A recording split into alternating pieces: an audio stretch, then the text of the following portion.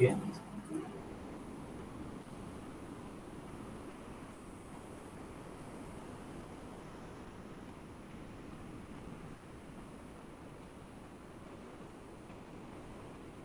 Tuan-tuan dan puan-puan yang dihormati sekalian,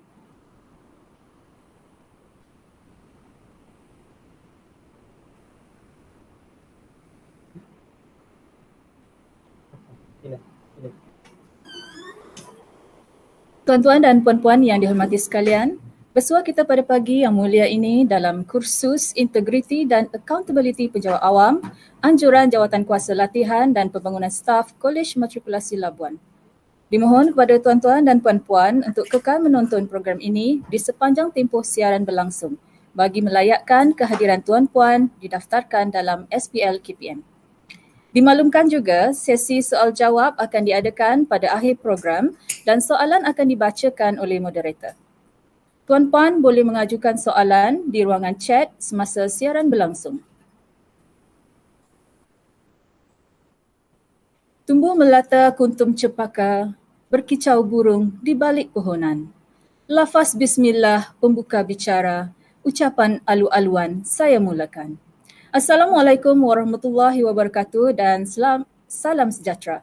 Barisan Pengurusan Tertinggi Kolej Matrikulasi Labuan dan seterusnya tuan-tuan dan puan-puan yang menonton secara langsung kursus anjuran Jawatankuasa Latihan dan Pembangunan Staf Kolej Matrikulasi Labuan bagi tahun 2021. Saya bagi pihak penganjur mengucapkan ribuan terima kasih kepada seluruh warga Kolej Matrikulasi Labuan yang mengikuti kursus pada pagi ini. Hadirin yang dihormati sekalian, kursus Integriti dan Accountability Penjawat Awam diadakan untuk memberi pendedahan dan kefahaman kepada warga Kolej Matrikulasi Labuan tentang maksud dan falsafah integriti. Selain itu juga, ia merupakan usaha untuk meningkatkan kesedaran tentang kepentingan pembudayaan integriti dalam pekerjaan selain menggalakkan nilai-nilai murni dalam kehidupan seharian. Bagi mengulas lebih lanjut tentang topik pada hari ini, pihak penganjur berbesar hati mengundang di atas talian yang berusaha Puan Cornelia Grace Godin, Ketua Penolong Pengarah Sektor Integriti Jabatan Pendidikan Negeri Wilayah Persekutuan Labuan. Selamat datang, Puan.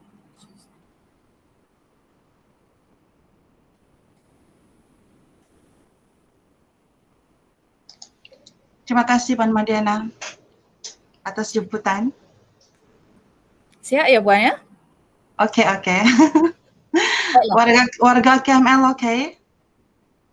Saya kira hari ini yang dapat hadir semua okey tu, Puan. Okey, syukur. Baiklah. Kes pun sudah semakin turun kan di Labuan? Ya, Alhamdulillah kan. Baiklah, Puan. Sebelum kita berbicara dengan lebih lanjut, izinkan saya menerangkan secara ringkas latar belakang penceramah jemputan kita pada pagi ini ya. Beliau mendapat pendidikan dalam Sarjana Muda Sains dalam Pengkhususan Biosains dan Bioteknologi Genetik di Universiti Kebangsaan Malaysia pada tahun 2005. Pada 2007, beliau telah menyambung pengajian Masters of Science in Environmental Assessments and Monitoring di universiti yang sama. Beliau juga memulakan perkhidmatan sebagai pegawai tadbir dan diplomatik di Kementerian Dalam Negeri sejak April 2009 sehingga Mei 2014. Di sepanjang perkhidmatan beliau di Kementerian Dalam Negeri, Puan Cornelia telah berkhidmat di Jabatan Pendaftaran Negara Putrajaya dari April 2009 sehingga Disember 2013 dan di Jabatan Pendaftaran Pertubuhan Malaysia Putrajaya dari Januari 2014 hingga Mei 2014. Pada Jun 2014, beliau telah berpindah ke Jabatan Pendidikan Negeri Sabah sebelum berkhidmat di Jabatan Pendidikan Negeri Wilayah Persekutuan Labuan pada Januari 2019. Kini, Puan Cornelia Grace Godin merupakan Ketua Penolong Pengarah di Jabatan Pendidikan Negeri Wilayah Persekutuan Labuan. Baiklah, tanpa membuang masa lagi, sukacitanya saya menjemput yang berusaha Puan Cornelia Grace Godin untuk menyampaikan ceramah dan perkongsian beliau. Dipersilakan, Puan. Terima kasih Puan Mardiana Amir Mizan selaku pengerusi majlis kita pada pagi ini. Yang berusaha Encik Muhammad Mahyudin bin Haji Muhammad Nordin, Pengarah Kolej Matrikulasi Labuan, Encik Muhammad Samsul bin Paijo, Timbalan Pengarah KML, Encik Rizwan Mat Kasim, Ketua Jabatan Sastra Ikhtisas dan Sains Sosial, Perangkap Pengerusi Jawatan Kuasa Latihan dan Pembangunan KML yang merupakan penganjur kita pada pagi ini, barisan kepimpinan tertinggi Kolej Matrikulasi Labuan, para pensyarah, para pegawai, pegawai kumpulan pelaksana PKP KML, tuan-tuan dan puan-puan warga KML yang saya hormati sekalian, selamat pagi dan salam sejahtera. Firstly, thank you untuk jemputan yang disampaikan oleh KML kepada jabatan bagi kami berkongsi dengan tuan-tuan dan puan-puan mengenai kursus integriti yang seperti yang diminta oleh warga KML. Sebelum itu, saya tengok dalam YouTube, sebelum tu puan, I haven't seen kita punya live. Belum, sudah keluarkah live kita pagi ini?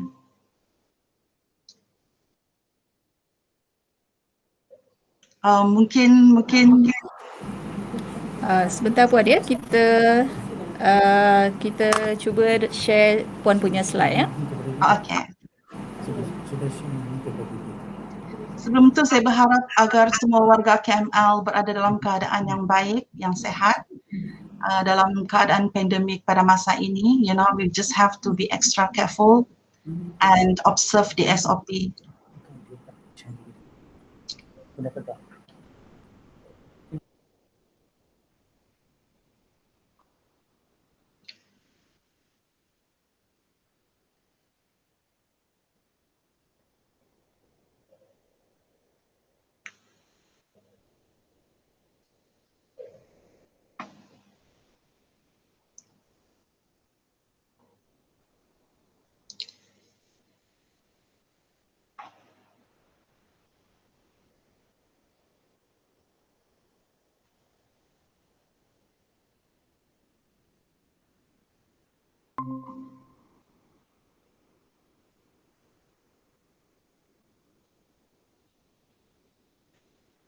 Saya harap yang berada di talian boleh tengok because I can see my slide. But I'm not sure like yang berada di dalam talian, di atas talian. Sebentar ya, harap semua hadirin bersabar. Kami tengah cuba untuk menyelesaikan sedikit masalah teknikal di sini. Okay.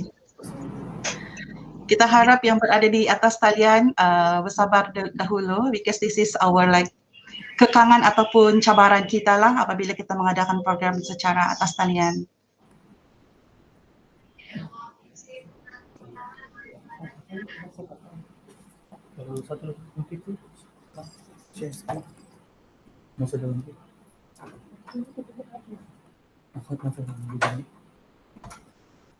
Ini boleh saya dalamkan kata yang saya itu. Masa sini yang ni share.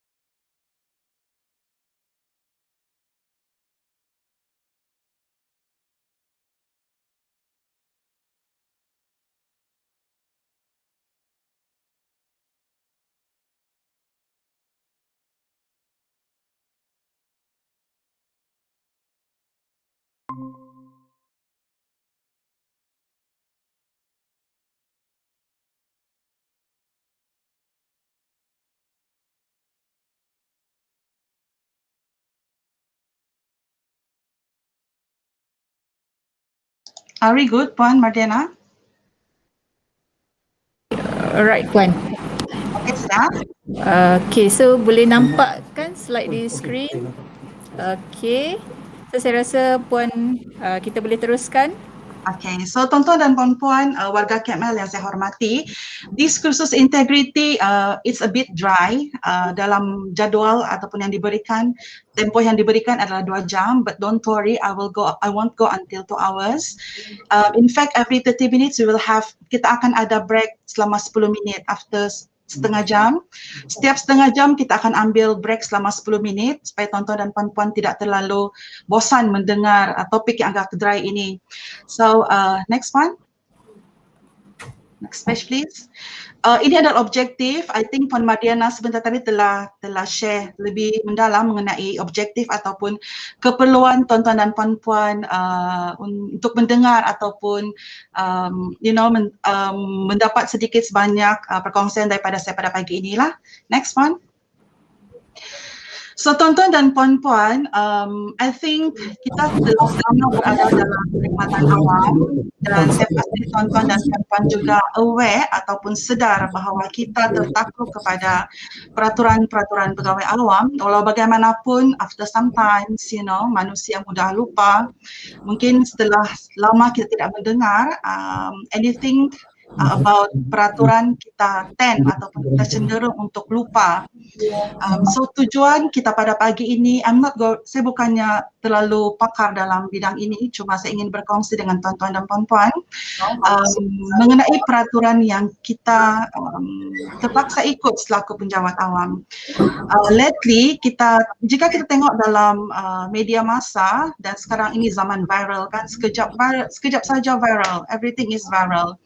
Kita boleh tengok actually ada banyak isu yang melibatkan ataupun membabitkan penjawat awam. If you open the newspaper, kita akan tengok akan sangat banyak isu-isu yang dikeluarkan oleh media massa yang berkaitan dengan salah laku dan pelanggaran penjawat awam. So ini adalah yang sedikit saya share dengan tuan-tuan puan-puan. This is just the clips of news yang keluar. Okay, next one. Next.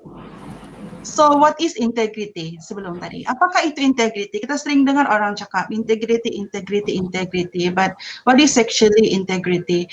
So menurut C.S. Lewis, integrity adalah doing the right thing even no one is watching. So saya ingin berikan satu contoh ataupun analogi. Sekiranya tuan-tuan dan puan-puan memandu pada waktu malam, tengah malam pukul 12 tengah malam ataupun 1 pagi, dan tuan-tuan dan puan-puan sampai di traffic light warna merah dan tidak ada kereta di kiri kanan depan belakang.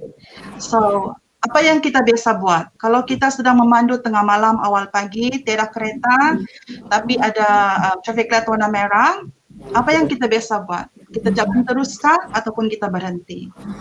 That is the analogy lah. So kebanyakan orang apabila dia tengok when you are alone on the road, tidak ada orang lain, tidak ada kereta, tidak ada bahaya, even though the traffic light is merah, kita biasanya jalan terus saja because kita rasa selamat. Okay, so ini yang saya ingin kaitkan bahawa the peraturan kena berhenti itu, we have to stop and berhentilah even though no one is watching. So integrity itu begitu. We know kita buat benda yang betul, kita buat benda yang sepatutnya kita buat walaupun tidak ada orang yang melihat. Okay, next. Dan mengapakah penjawat awam ataupun perkhidmatan awam memerlukan pegawai yang berintegriti, tuan-tuan dan puan-puan? Kerana kita perlu melaksanakan amanah dan kuasa yang diberikan kepada kita mengikut kepentingan awam. Bukan kepentingan peribadi, bukan kepentingan diri sendiri, tetapi kepentingan awam kerana kita adalah penjawat awam dalam perkhidmatan awam. Dan dalam kita memenuhi ataupun melaksanakan prinsip integriti kita mesti pada setiap masa memberikan taat setia kita kepada Yang di-Pertuan Agong Negara dan Kerajaan. Kerana apa, tuan-tuan dan puan-puan? Kerana kita dilantik oleh Yang di-Pertuan Agong. This pandemic, tuan-tuan dan puan-puan, kita tengok ada terlalu banyak orang-orang yang menghadapi kesusahan pada masa ini, kesukaran, because diorang dibuang kerja. Especially sektor swasta, I think you have a lot of friends, I think you have a lot of family members yang dibuang ataupun kehilangan pekerjaan.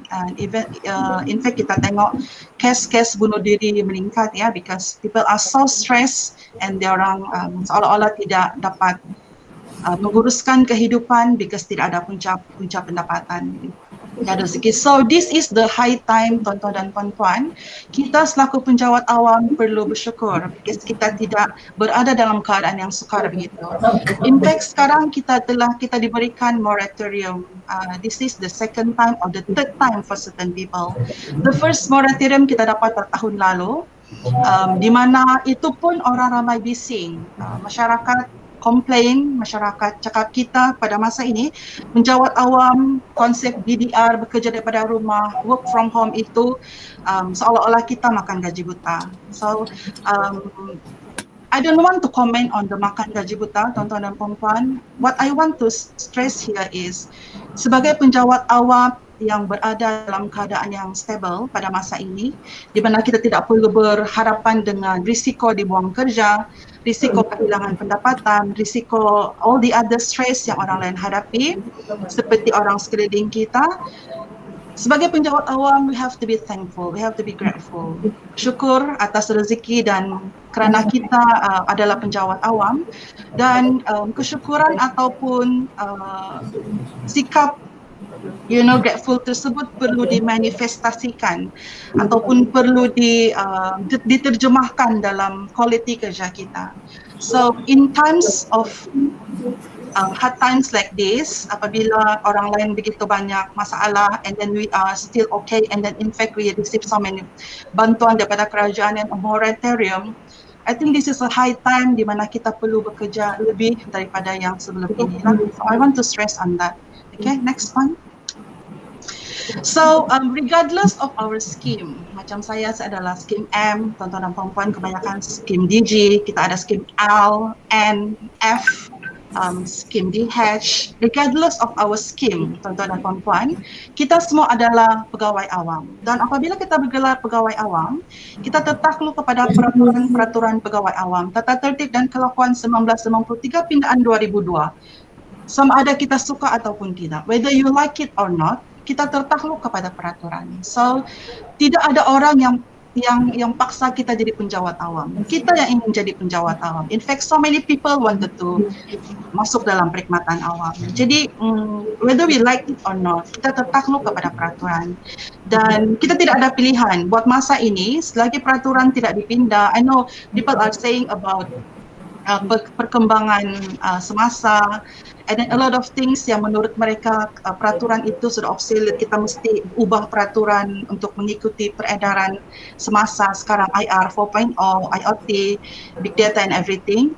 I don't want to comment on that. Selagi cuma saya ingin stresskan bahawa selagi peraturan ini tidak berubah, regardless of kita punya pendirian ataupun opinion kita mengenai peraturan dan keadaan semasa, we still have to follow. Okay? Sebagai penjawat, because we don't have the chance. Okay, next. Setakat ini okey kah? Saya harap tuan-tuan dan puan-puan okey, because saya sometimes cakap laju. Puan Madiana okey kah saya? Saya Boleh ya? Okay. So, rasional kita ada peraturan pegawai awam, tuan-tuan dan puan-puan, adalah untuk memandu kita supaya kita dapat pertama melaksanakan tugas dengan cekap, beramanah dan bertanggungjawab. Yang kedua saya sudah sebut sebentar tadi, kita letakkan kepentingan awam lebih daripada kepentingan diri kita sendiri. Bukan kepentingan diri, bukan kepentingan pribadi, tetapi kepentingan awam. Because kita penjawat awam, kita dalam perkhidmatan awam. Yang ketiga adalah untuk menjaga image perkhidmatan awam. I know people have so many perceptions on penjawat awam. I think kita pun ada persepsi kita dalam untuk perkhidmatan awam ataupun penjawat awam. Sometimes kita pergi ke satu jabatan kerajaan, kita tengok 10 ada 10 kaunter, ada satu kaunter saja buka ataupun 2 kaunter. And then sometimes kita pergi ke satu jabatan dan kita tahu masa untuk berurusan itu mula pukul 2:30 pun orang belum ada lagi. So all these adalah keadaan-keadaan yang menyebabkan orang mempunyai persepsi terhadap perkhidmatan awam. Okay, so peraturan itu dibuat supaya kita jaga image kita. as I've mentioned earlier, even on newspaper, dalam viral pun ada macam-macam cerita ataupun berita yang mengaitkan penjawat awam. Yang secara tidak langsung jika kita fikir secara mendalam tuan-tuan dan puan-puan, kita sebenarnya mencemarkan image kita. That one I will kesentuh lebih selepas ini, okay? Dan yang terakhir adalah untuk kita menghukum yang melanggar peraturan. Hukuman pun nanti saya akan share di akhir presentation nanti. Next one. Dan I've mentioned just now, we don't have choice. Kita kena mematuhi peraturan because tidak ada orang letak pisau di leher kita suruh kita jadi penjawat awam. Kita yang mohon, kita yang pergi interview, we apply for the post, we went for the interview dan kita sign aku janji. Okay, next. So saya ingin share dengan tuan-tuan dan puan-puan jumlah kes tata tertib di KPM. This one is up to 2020 lah. This is kita dapat daripada unit integrity KPM. So kalau matrikulasi KML dia masuk di bahagian KPM the first one lah. So because your case kalau ada terus dihantar ke bahagian matrikulasi dan dibuat di peringkat kementerian. So untuk makluman untuk Jabatan Pendidikan di Labuan, we have 6 up to semasa tahun 2020. Next. Dan jika kita tengok jenis kesalahan, tuan-tuan dan puan-puan, this is yang berlaku di KPM. Kes untuk KPM sahaja. Tapi tidak kisah KPM ataupun kementerian lain, tuan-tuan dan puan-puan, semua agensi kerajaan, semua kementerian, memang pelanggaran ataupun kes yang paling tinggi tidak kisah di mana adalah yang pertama, tidak hadir bertugas. Tuan-tuan dan puan-puan, memang jika kita tengok dalam statistik ini, dia punya jumlah itu perbezaan itu terlalu tinggi berbanding dengan kesalahan-kesalahan yang lain. Semasa saya bertugas di tempat lain, bukan di Labuan, kita ada so many cases of pegawai yang tidak hadir bertugas. Kadang-kadang tidak boleh terima 2-3 tahun masih tidak hadir dan tidak dibuang lah.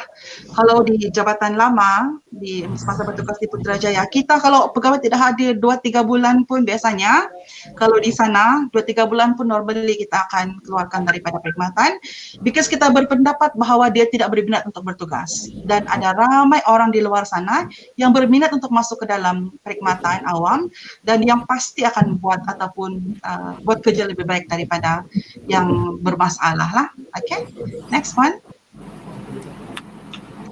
So this is yang tadi diterjemahkan dalam bentuk graf, as I said, tidak hadir bertugas itu memang sangat tinggi. Also kita boleh nampak dia punya perbezaan lah, too high jika hendak dibandingkan dengan kesalahan-kesalahan yang lain. Next one. Dan hukuman kes tata tertib ini adalah statistik yang yang bersidang di KPM, lembaga tata tertib. Dan if you see the statistic also, kita boleh tengok bahawa hukuman yang paling tinggi adalah buang kerja, tuan-tuan dan puan-puan. I think saya harap tuan-tuan dan puan-puan tahu bahawa kesalahan dan ataupun pelanggaran dalam perkhidmatan awam jika terlalu berat akhirnya akan membawa kepada hukuman buang kerja. Next. Untuk makluman tuan-tuan dan puan-puan juga, KPM ataupun integriti pada masa ini diorang memang bersidang setiap bulan. So because KPM dia adalah kementerian yang sangat besar, so we have so many cases compared to other kementerian. So memang longgokan ataupun backlog kes-kes itu terlalu banyak.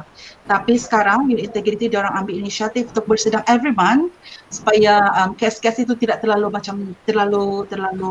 lama lah. Saya bagi contoh, sebelum ini, sebelum tahun 2020, kadang-kadang apabila negeri ataupun bahagian hantar kes ke KPM untuk diproses dan diambil tindakan, sometimes it takes 2 hingga 3 tahun untuk satu case, which is too long. Too long. Kita ada satu konsep yang kita sebut sebagai justice delayed, justice denied. Maksudnya apabila terlalu lambat kes itu diambil tindakan, kita seolah-olah menafikan hak pegawai itu. Pegawai itulah kita nafikan dia punya hak. So mungkin dia tidak bersalah, tetapi kerana kita lambat ambil tindakan, kita buat di dalam keadaan bersalah itu terlalu lama. In fact, mungkin kita actually boleh settlekan kes itu dalam 6 months. After 6 months, we can say yang dia tidak ada kesalahan. Tapi sebab longgokan kes itu, kita kadang-kadang letak di dalam keadaan dilema ataupun keadaan bersalah macam tu up to 3 years. Sedangkan sebenarnya up to 3 years kita bagi tahu yang tidak bersalah. So that is not good. So I just want to say here that KPM diorang actually sekarang bersidang every month, dan keputusan itu kalau sebelum ini up to 3 years kita boleh dapat dalam 1 tahun lebih, which is quite cepat lah because dia actually ada proses-prosesnya. Okay, next. Pengenalan tata tertib. Apa itu tindakan disiplin? Setelah sebut tadi, why we have to comply with the regulation. Tetapi macam kita di sekolah juga lah tuan-tuan dan puan-puan kan, apabila kita, when kita masih berada di sekolah dulu, kalau kita buat pelanggaran kepada peraturan sekolah, kita kena tindakan disiplin. The same thing here applied apabila kita bergelar penjawat awam. So tindakan ini dia akan memberi kesan kepada perkhidmatan kita, sama ada turun pangkat, turun gaji, ataupun penamatan pemangkuan kalau kita sedang memangku pada grade yang lebih tinggi. Okay? Yang kedua adalah tindakan yang memberi kesan kepada rekod perkhidmatan. Nanti saya akan share dengan tuan-tuan dan puan-puan, apabila kita dikenakan satu tindakan tata tertib ataupun satu hukuman tata tertib, how long kita berada dalam keadaan diikat, yang kita tidak boleh dipertimbangkan untuk naik pangkat. Okay? Yang ketiga adalah tindakan yang memberi kesan kepada penempatan. Sometimes kalau kita buat dan kita kena transfer 24 jam, transfer pergi tempat lain. Dan akhirnya adalah tindakan yang memberi kesan kepada status kontrak perkhidmatan. As you all know, kita juga ada pegawai-pegawai yang berkhidmat secara kontrak, dan apabila berlaku pelanggaran tu, dia akan terus ditamatkan kontraknya. Because ada certain cases, contract officers ataupun pekerja yang berkhidmat secara kontrak, kita boleh ambil secara tetap. We take them for permanently in the service. So kalau kita berada dalam keadaan kontrak dan kita buat pelanggaran, kita ditamatkan, sayanglah jika sebenarnya kita itu ke arah untuk diserap ke dalam perkhidmatan tetap. Okay, next one. So, saya ingin streskan mengenai takrifan ketua jabatan, tuan-tuan dan puan-puan. Mengikut peraturan 3, ketua jabatan itu adalah seseorang pegawai yang bertanggungjawab bagi kementerian, jabatan, institusi, agensi, unit, termasuk pegawai dalam kumpulan PNP 41 dan ke atas yang diberi kuasa secara bertulis oleh pegawai yang bertanggungjawab. So, kalau mau senang mau fikir, ketua jabatan itu adalah orang yang menilai kita. Okay? Dalam kita punya penilaian prestasi. Next. Dan ketua jabatan dia terikat ataupun tertakluk kepada peraturan 3C1, di mana peraturan 3C1 mengatakan bahawa ketua jabatan adalah wajib dan harus menjalankan kawalan dan pengawasan tata tertib ke atas pegawai bawahan dan mengambil tindakan yang sesuai ke atas pelanggaran peraturan oleh pegawai bawahan. Next one.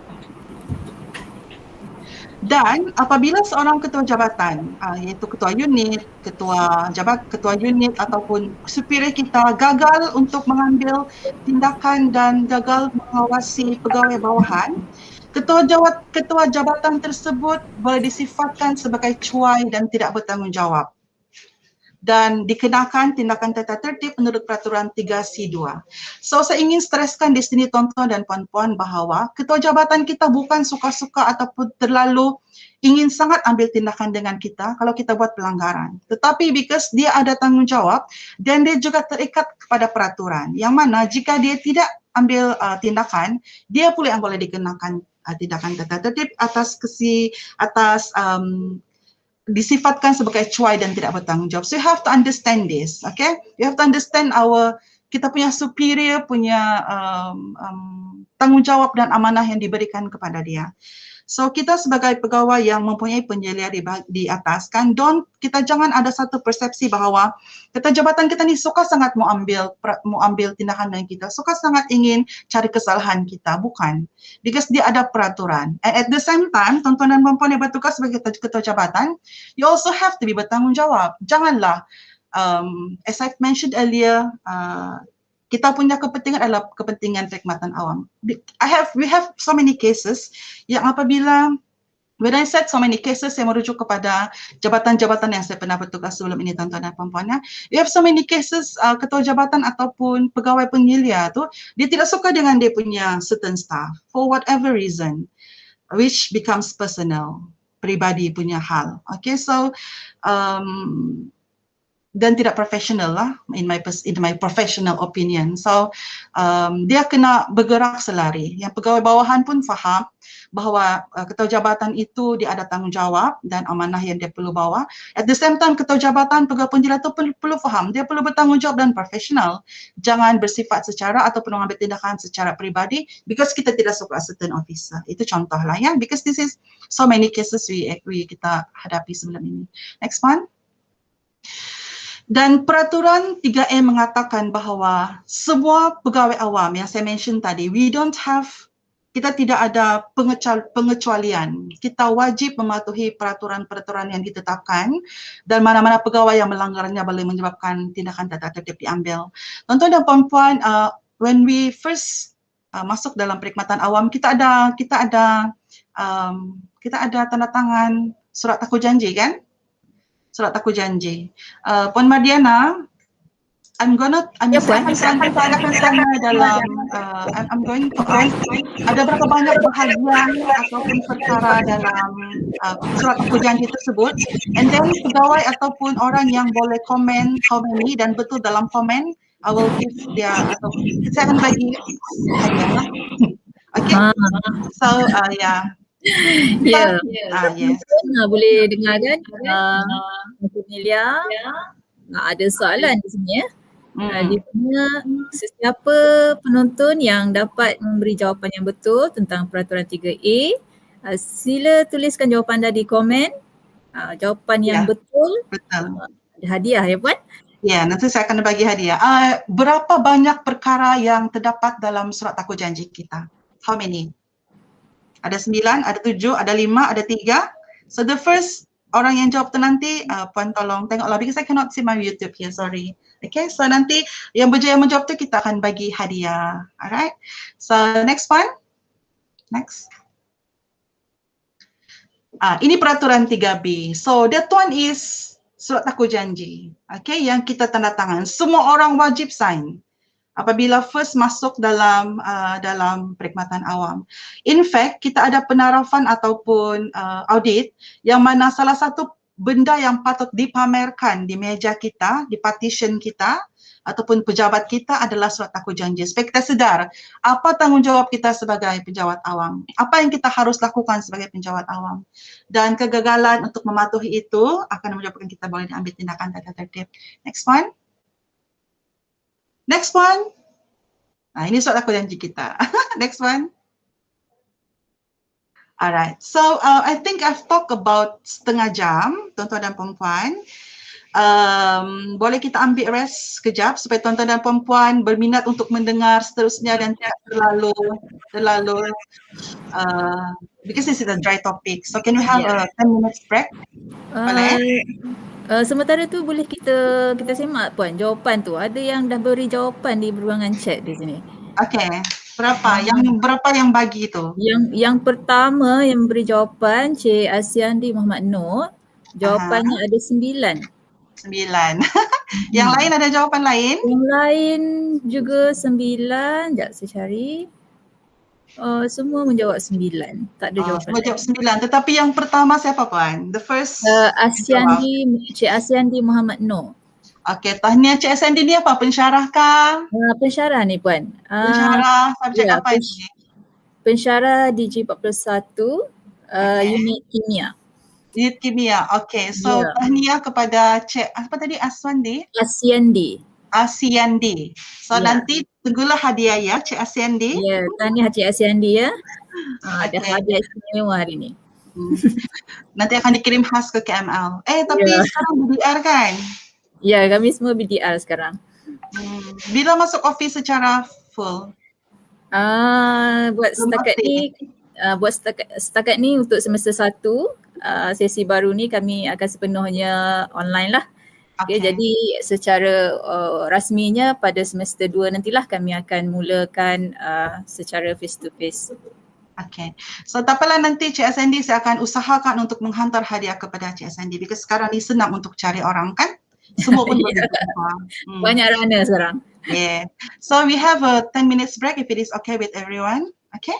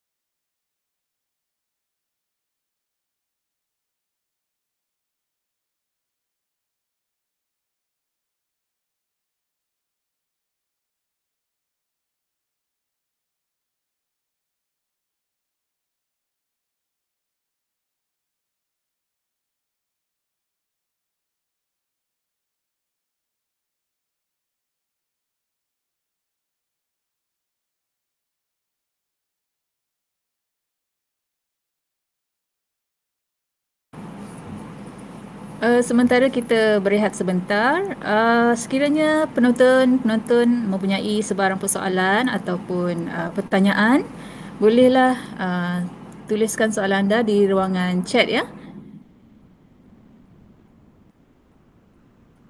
Jadi kita akan ambil soalan-soalan tu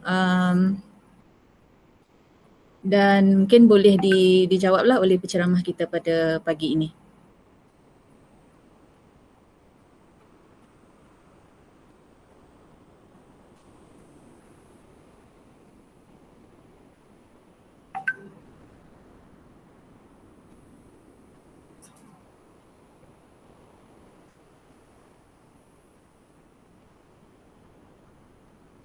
Tu dia. Ada lagi yang masih bertanya, Cik Samsul Arifin, apa itu integriti?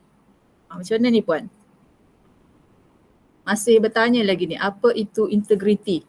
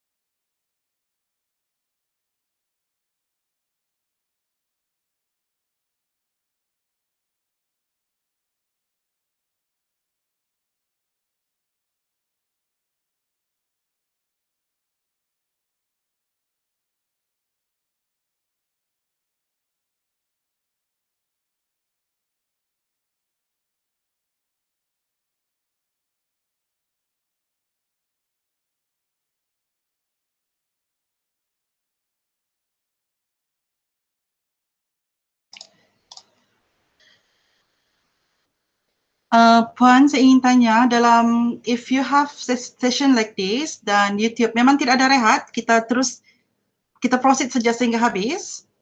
Is this how you normally do things? Ya, Okay. sebelum ni kami teruskan saja Puan. Tapi Okay. tak apa. Macam mana Puan nak teruskan ataupun? Yeah, because apparently saya tengok because kita tengah live, you know, I have sessions with Korean people.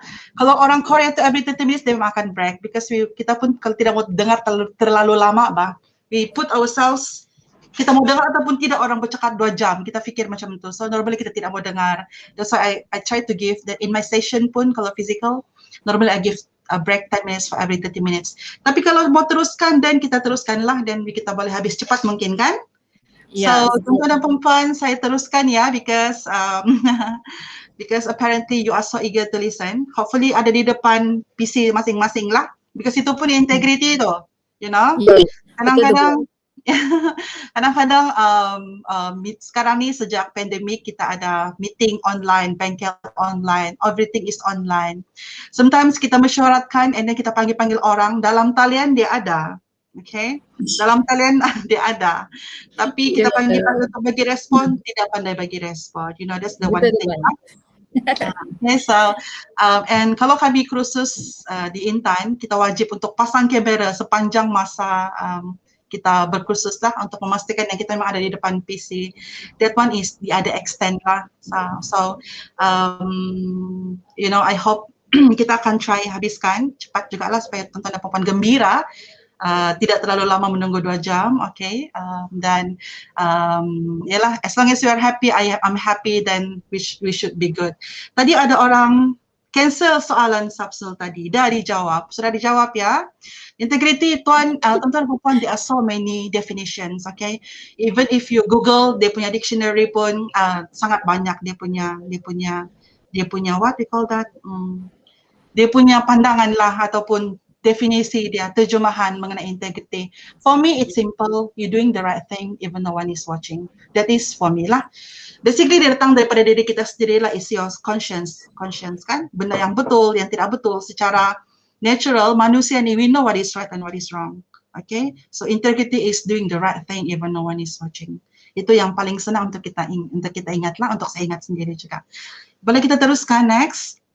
And then saya baru perasan, because I just check my phone, then I just see the comments, I just masuk dalam YouTube, minta maaf, and then I just see that actually in the mula-mula tu tidak nampak slide ya.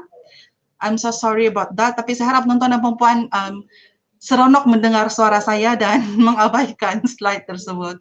And I hope Puan, this slide also can be shared dengan yang lain. Okay, if you want to share lah, normally kita tidak baca pun, tapi if you just want to have a look, you know, just share the slide. Kadang-kadang kita ni pergi kursus, pergi macam-macam kan, orang kita minta terus, minta nota.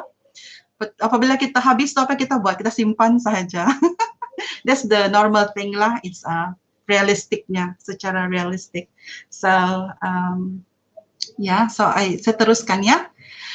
So, tuan-tuan dan puan-puan, di bawah peraturan pegawai awam yang saya telah sebutkan tadi, PUA 246, PUA 395 untuk 1993, pindaan 2002 dikenali sebagai PUA 246. Setiap kita yang dilantik oleh yang di-Pertuan Agong tu, hendaklah pada setiap masa memberikan taat setia kita, okay?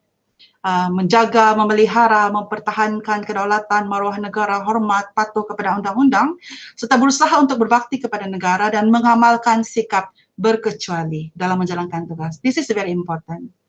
Mengamalkan sikap berkecuali. Kita tahu banyak secara semula jadi ataupun memang perkara biasa. Kalau contohnya saya adalah ketua jabatan, I give example ya, based on cases yang sebelum inilah. Kalau saya adalah ketua jabatan and then di jabatan yang sama ada my first cousin contohnya. My first cousin, saudara, mara yang buat pelanggaran. Kita biasanya tutup mata. This is the normal thing lah. Kita tutup mata because that is our saudara.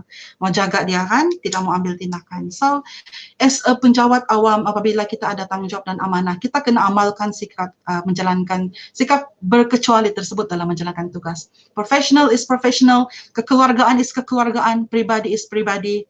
Dia kena ada pengecualian tersebut, okay? Dan memberi taat setia kepada kerajaan yang memerintah. This is very important also. Mulai tahun 2018, kita ada landscape politik yang berbeza lah untuk negara kita after so many years. Dan pada masa tersebut dan dalam keadaan sekarang pun, dalam keadaan kita yang kita tahu politik kita tidak stabil, ada begitu banyak orang yang bercakap mengenai kerajaan. So saya ingin nasihatkan tuan-tuan dan puan-puan sebagai penjawat awam yang harus setia kepada kerajaan yang memerintah, elakkan untuk mengeluarkan kenyataan dan statement yang boleh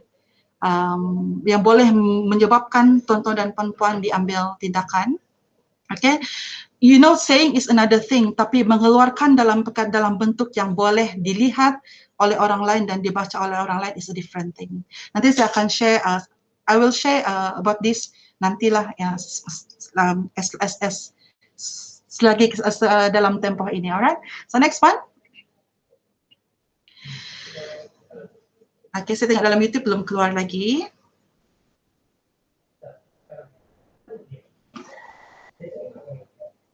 Okay.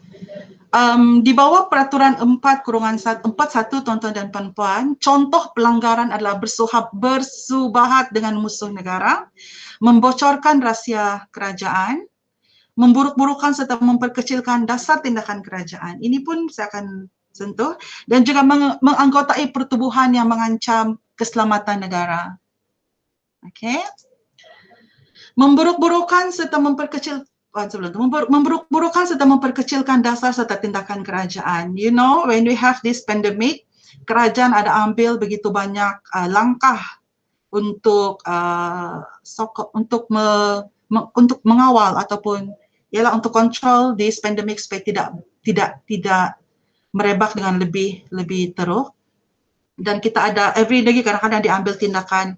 Kita ada penjawat awam yang mengeluarkan kenyataan dalam laman media, dalam media sosial, mempertikaikan tindakan kerajaan mengenai langkah ataupun kawalan yang diambil untuk mengatasi pandemik ini.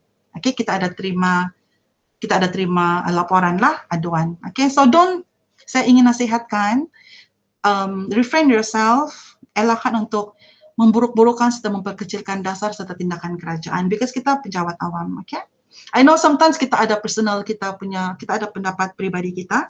Saya pun ada pendapat pribadi saya, but I don't want tidak tulis di dalam bentuk yang orang lain boleh baca. Alright, next. Di bawah peraturan 4/2/E, seorang pegawai tidak boleh membelakangkan tugas awamnya demi kepentingan pribadi. Yang ini saya telah mention banyak kali. Okay, we have to be professional. Kepentingan awam itu mesti di atas kepentingan pribadi dan kepentingan diri sendiri. Itu slide belum berubah lagi. Memang diambil masa sedikit. Yang berada di talian sabar ya.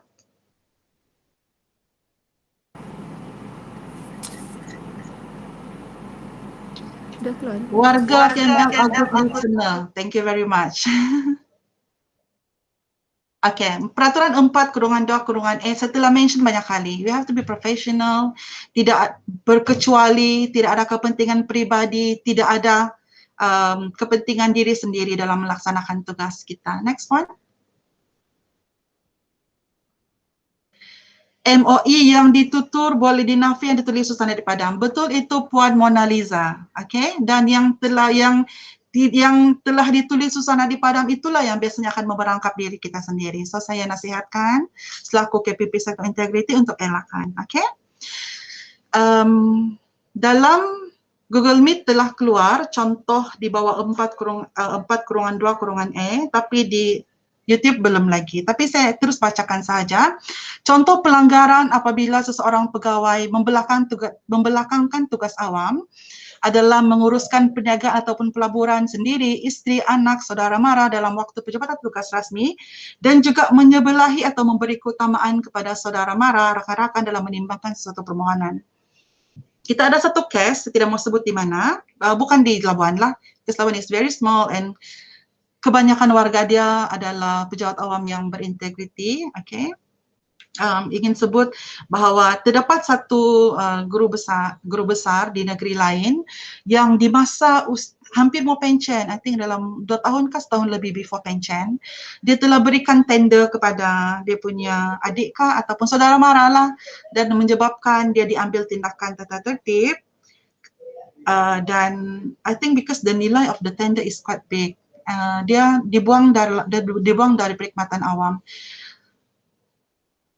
Dalam tempoh setahun lebih hendak pencen, setelah bekerja lebih 30 tahun, kerana kealpaan membelakangkan tugas awam demi kepentingan pribadi tuan-tuan dan puan-puan, menyebabkan dia dibuang daripada kerja dan menyebabkan dia langsung tidak terima benefit apa-apa pun dalam perkhidmatan awam. You know, so elakkanlah kita begini. Sayang, after so many years of working and serving the masyarakat. Okay, next. Ini adalah clip. Next one.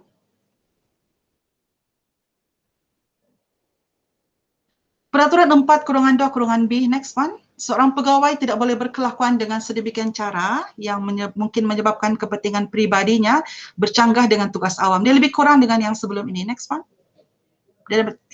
Contoh dia adalah menguruskan tender atau sebut harga sedangkan pegawai mengetahui ada di antara mereka yang mengemukakan tender ataupun sebut harga terdiri daripada saudara mara. Ini saya sudah mention tadi ya. Dan mempunyai hubungan dengan tugas yang ada hubungan rasmi dengan tugas. Okay. Sorry ya, dalam YouTube tu dia lambat sikit keluar. But saya baca teruslah supaya tuan-tuan dan puan-puan nanti sambil dengar suara saya ni nanti boleh baca juga. So peraturan 4.2c, tuan-tuan dan puan-puan, mengatakan bahawa seorang pegawai tidak boleh berkelakuan dengan cara yang mungkin menyebabkan syak yang munasabah bahawa dia telah membiarkan kepentingan pribadi bercanggah dengan tugas awam sehingga menjejaskan kebergunaannya sebagai pegawai awam, ataupun dia telah menggunakan kedudukan awam bagi faedahnya sendiri. Kita terus tengok kepada contoh pelanggaran. Menggunakan dan memandu kenderaan jabatan untuk kegunaan pribadi. Okay? mendapat kemudahan pembayaran angsuran bagi pembelian dari tanah daripada pemaju yang ada hubungan rasmi dengan tugas pegawai. I think yang ini kita tahu ada kes di Malaysia yang melibatkan yang agak besar juga kes yang nombor 2 tersebut, dia telah dapat kemudahan pembayaran angsuran. Membeli kenderaan milik syarikat yang mempunyai hubungan dengan tugas rasmi, mempengaruhi murid untuk menyertai kelas tuition yang diuruskan oleh pegawai. This one is another interesting thing about guru-guru lah. I know because some of my ada orang complain, ada guru di sekolah dia buat tuition dan dia suruh dia punya anak murid itu ikut tuition dia. So murid-murid itu because cikgu kita minta kan, budak-budak kadang-kadang ni dia orang pun ikut sajalah, tidak berani mau tolak yang cikgu cakap. So that one is boleh ditafsirkan di bawah, boleh kalau diadukan ya tuan-tuan dan puan-puan, boleh di-charge di bawah peraturan 4/2/C, okay? Yang kelima, menggunakan kaki tangan jabatan, alat, barang-barang, jabatan untuk hal-hal bersendirian seperti membersihkan tanah, kawasan rumah, mengangkat perabot. Yang ini pun actually we have cases yang mana ketua jabatan tu dia salah guna, dia suruhlah anak-anak buah tu pergi tolong dia kalau dia mau pindah rumah ataupun kasih bersih rumah, so all these things lah kalau boleh elakkan, because kita tidak mau membiarkan kita punya kepentingan pribadi itu bercanggah dengan kepentingan awam, dan juga bercuti bersama-sama dengan pihak yang ada hubungan dengan tugas rasmi. Next one. Next one. Peraturan 4/2/D menyatakan bahawa seorang pegawai tidak boleh berkelakuan dengan cara yang boleh memburukkan atau mencemarkan nama baik perkhidmatan awam ataupun imej perkhidmatan awam. Next.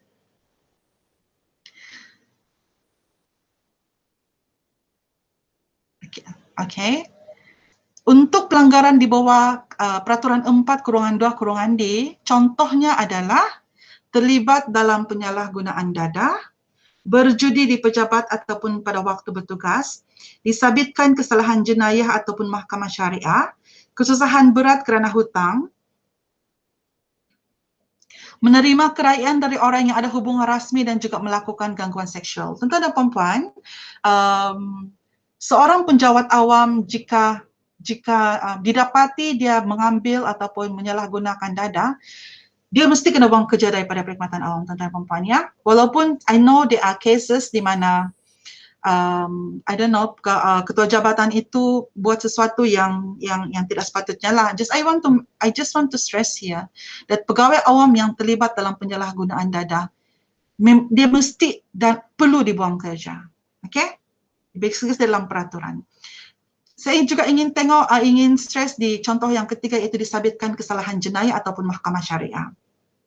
Semasa saya bertugas di Putrajaya dulu, kita ada beberapa kes yang melibatkan kes khalwat. So dia disabitkan di mahkamah syariah, yang itu pun kita memang kena ambil tindakan terhadap, because kita anggap dia telah mencemarkan nama perkhidmatan awam. Dan gangguan seksual juga, jika ada laporan, okay, tuan-tuan dan puan-puan, dia perlu diambil tindakan. Alright, next one. Next. So this one adalah just keratan akhbar lah yang saya share. Next one. Di YouTube dia lambat sikit, I'll just wait for a while.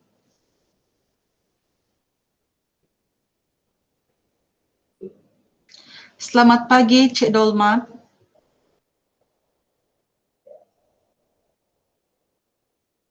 You are all attentive listeners. Thank you, Puan Sherlyn. I appreciate that. Puan Siti Halija, frequent short breaks are good actually, yeah, but memandangkan kita alive, so I think we just have to proceed then. Alright.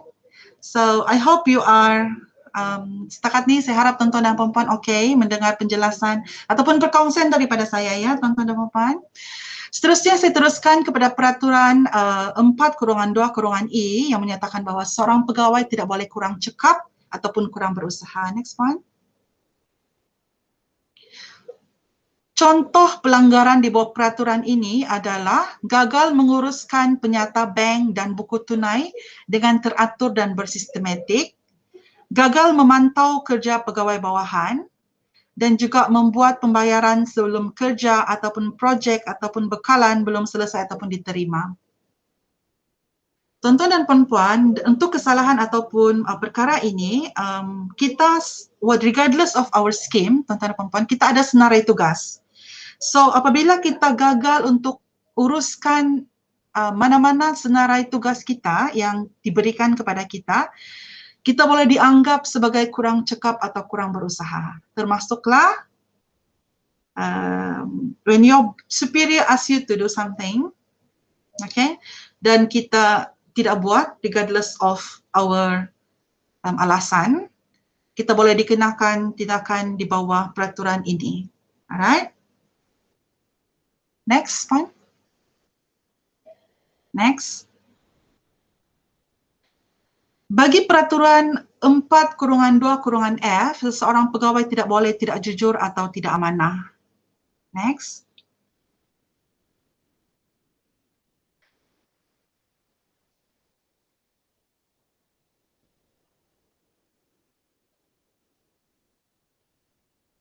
Saya tunggu. Alright. So, contoh pelanggaran di bawah peraturan ini, tuan-tuan dan puan-puan, adalah menggunakan wang tabung amanah untuk kegunaan sendiri, membuat bayaran tanpa menyemak kerja-kerja yang diarahkan telah siap atau belum dengan niat mendapatkan imbuhan, dan yang ketiga, mengemukakan tuntutan perjalanan palsu. Tuan-tuan dan puan-puan, saya ingin sebut mengenai perkara yang ketiga. Jika kita aware, mulai tahun lalu, kita ada front page newspaper di Sabah adalah mengenai sekumpulan orang-orang perubatan yang mengemukakan tuntutan palsu. Itu OT ya, ini perjalanan TNT, tapi sama juga dia adalah tuntutan dan dia punya nilai bukannya sedikit, the nilai is so besar, dan diorang pun telah diambil tindakan yang agak berat dan dikenakan di bawah Akta SPRM. Okay, so tuan-tuan dan puan-puan, dan ini adalah masa saya bertugas di Putrajaya juga pun kita sering terima tuntutan perjalanan palsu ataupun aduan mengenai tuntutan perjalanan palsu. And in fact, kita juga ada uruskan kes yang mana pegawai mengemukakan MC palsu. Untuk makluman tuan-tuan dan puan-puan, kita di Putrajaya dulu, back in 2000, I think 2010, 11 ataupun 12, kita punya rekod adalah pegawai dibuang kerja kerana mengemukakan MC palsu selama 2 hari. Tuan-tuan dan puan bayangkan, kemukakan MC palsu 2 hari sahaja dan terus dibuang kerja. Because kita berpandangan bahawa it is a very serious pelanggaran. You know, kalau kita boleh kemukakan tuntutan palsu untuk mendapatkan MC, apalagi yang kita boleh palsukan? Itu dia punya if you want to justify it lah. So anything yang kita buat tidak betul, kita boleh charge di bawah peraturan pegawai yang tidak jujur atau tidak amanah. Okay? Untuk soalan Syahirul mengenai penjawat atau menyertai parti politik, kita akan jawab nanti. Ada dalam slide, okay? Alright. Next one. Okay, ini adalah contoh yang pelanggaran di bawah tidak jujur atau tidak amanah.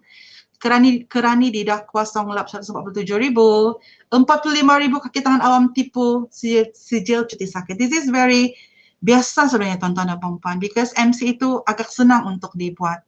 So, you know, dan kita juga ada case di Sabah untuk yang tuntutan palsu ni, yang mana pada waktu tersebut seorang telah, you know, kadang-kadang dalam perkhidmatan awam kita ada banyak kemudahan kan, dan salah satu itu adalah kemudahan perubatan. So this particular cikgu, dia telah mengemukakan permohonan untuk tuntutan kemudahan perubatan. Bukan seorang, ada a few. Dan orang yang menguruskan itu, ini berlaku sebelum klaim itu wajib masuk dalam akaun gaji kita. I think one of the reason kenapa, tuan-tuan dan puan-puan perasan pada masa ini, semua klaim kita masuk dalam akaun gaji kita. Tidak boleh akaun lain. One of the reason is because kita ada banyak case yang mana orang yang menguruskan tuntutan tersebut, instead of masukkan ke dalam akaun pemohon, yang memohon itu dia masukkan ke dalam akaun dia sendiri. Dan of course memang dia ada layers of tapisan, tetapi kalau terlalu banyak nih kadang-kadang kita boleh silap, and then bank pun boleh silap juga. Okay, so dia boleh dikategorikan sebagai pegawai yang tidak jujur dan tidak amanah. Okay, next one. Di bawah peraturan 4/2/G, seorang pegawai tidak boleh tidak bertanggungjawab. Yang ini, tuan-tuan dan puan-puan, dia adalah satu peraturan yang agak loose dan agak general. So apapun pelanggaran kita boleh letak dia di bawah peraturan ini. You know, ini banyak benda yang kadang-kadang ada, sometimes dia pelanggaran yang kita susah untuk meletak di kategori mana. Tetapi untuk peraturan 4/2/G, seorang pegawai tidak boleh tidak bertanggung jawab, is a very general dan dia adalah satu rule yang boleh di-apply untuk semua kesalahan. Okay? Saya harap tuan-tuan dan puan-puan dapat. Tidak seorang pegawai tidak boleh tidak bertanggung jawab. So, banyak pelanggaran yang kita boleh cas di bawah peraturan 4/2/G. Next. Saya tunggu dia keluar di YouTube ya. Puan Eda, ada berapa ramai ya warga KML? 200 lebih kan? Is it 257? Ya, jumlah keseluruhan dalam 200 lebih lah. Iaitu pensyarah termasuk dengan anggota pelaksana. 200, I think it's about 257. Ya. Tapi saya tengok dalam YouTube ni ada 164. Adakah kursus ini wajib kepada semua ataupun dia untuk yang ingin hadir sahaja? Tidak, sepatutnya kami wajibkan kepada semua, tapi mungkin ada pegawai-pegawai yang bertugas di pejabat pentadbiran lah. Okay. Alright. So saya teruskan, tuan-tuan dan puan-puan, untuk pelanggaran di bawah peraturan 4/2/G mengenai tidak bertanggungjawab. Contoh pelanggaran adalah tidak hadir bertugas tanpa cuti atau tanpa kebenaran atau tanpa sebab yang munasabah, tidak mengetik kad perakam waktu, mengetik kad perakam waktu pegawai lain, dan mengambil cuti sewaktu perkhidmatannya sangat diperlukan. Tuan-tuan dan puan-puan, bagi kesalahan tidak bertanggungjawab ini, tidak semestinya dia tidak hadir bertugas ke pejabat. Okay? Kadang-kadang kita ada arahkan pegawai untuk hadir ke satu tempat. Contohnya menghadiri mesyuarat, menghadiri kursus, menghadiri bengkel, ataupun mungkin just go to another place untuk audit atau untuk anything yang diarahkan. Namun pegawai tidak hadir ke sana. Okay? Itu pun boleh diambil tindakan di bawah peraturan 4/2/G, itu tidak bertanggung jawab.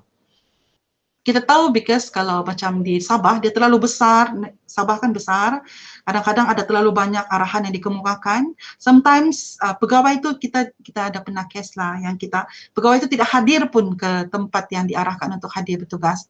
Dia kena pergi memantau di sekolah, dia tidak hadir dia tidak pergi memantau, tapi dia klaim. Itu adalah contoh-contohnya. Saya ingin menyatakan ataupun streskan di sini bahawa untuk peraturan ini, as long as kita ingkar ataupun tidak hadir berada di satu tempat, apabila kita diarahkan, regardless of tugasan rasmi lah, berkaitan dengan tugasan rasmi, kita boleh dikenakan tindakan di bawah peraturan 2/G. Okay, 4/2/G. Dan juga mengambil cuti sewaktu perkhidmatannya sangat diperlukan. Tuan-tuan dan puan-puan, I'm not sure in KML, tapi kalau di pejabat-pejabat kerajaan yang lain, kadang-kadang kita ada audit kan? We have so many audits, and then kita ada pegawai yang bertanggungjawab untuk buat audit. Pada hari audit, dia tidak datang pula. Okay? So, untuk case-case yang mana is a benda yang perkhidmatan yang sangat diperlukan, tetapi pegawai secara tidak bertanggungjawab, tidak hadir pada hari dia diperlukan untuk hadir, tuan-tuan dan puan-puan, dia boleh diambil tindakan di bawah peraturan ini, tidak bertanggungjawab. Okay? Next one.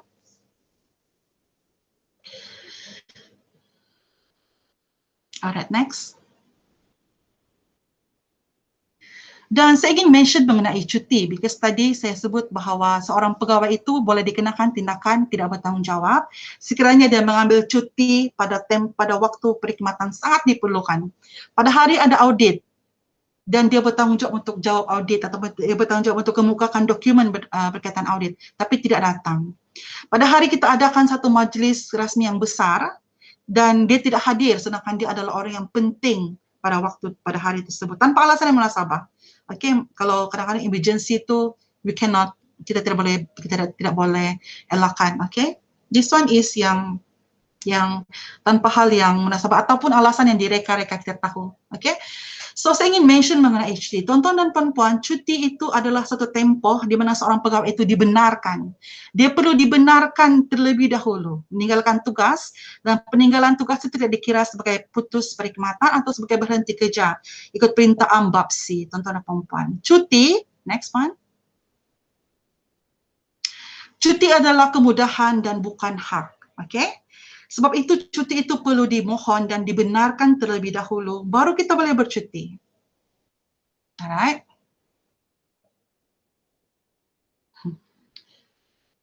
Boleh nampak ya? Okay, dan kita teruskan dengan peraturan 42H. Seorang pegawai tidak boleh membawa apa-apa bentuk pengaruh atau tekanan luar untuk menyokong atau memajukan apa-apa tuntutan berhubung dengan atau terhadap perkhidmatan umum. Contohnya kita bawa surat sokongan lah ni. Next one.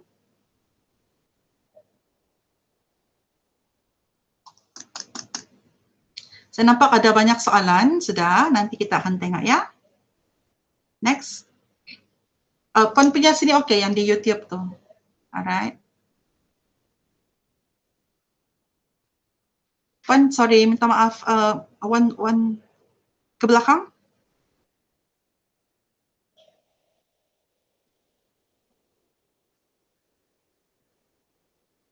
Okay, so contoh untuk pelanggaran di bawah 4-2-H adalah meminta orang kenamaan untuk menggunakan jasa baik mempengaruhi lembaga kenaikan pangkat untuk menaikkan pangkat, meminta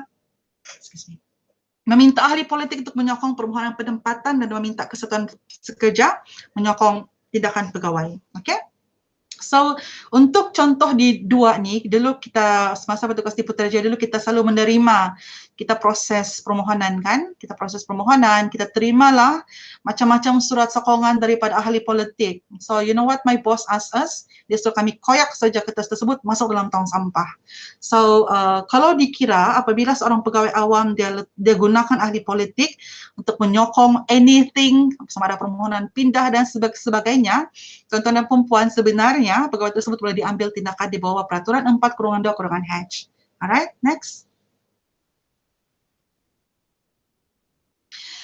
Okay, peraturan 4-2-I, seseorang pegawai tidak boleh ingkar perintah atau berkelakuan dengan cara yang boleh ditafsirkan sebagai ingkar perintah. Yang ini pun sama dengan konsep pegawai tidak bertanggungjawab tadi. It's a very loose dan general pelanggaran di mana banyak pelanggaran itu kalau kita tidak, we are not very sure where to put it, kita boleh ambil di bawah peraturan ingkar perintah, kerana normally, bukan normally, kerana kita pegang jawab awam, kita telah sign aku janji dan kita tahu apa sebenarnya tugas kita dan kita tahu apabila kita diarahkan untuk buat something, kalau kita tidak buat, kita boleh diambil tindakan di bawah peraturan ingkar perintah. Next one.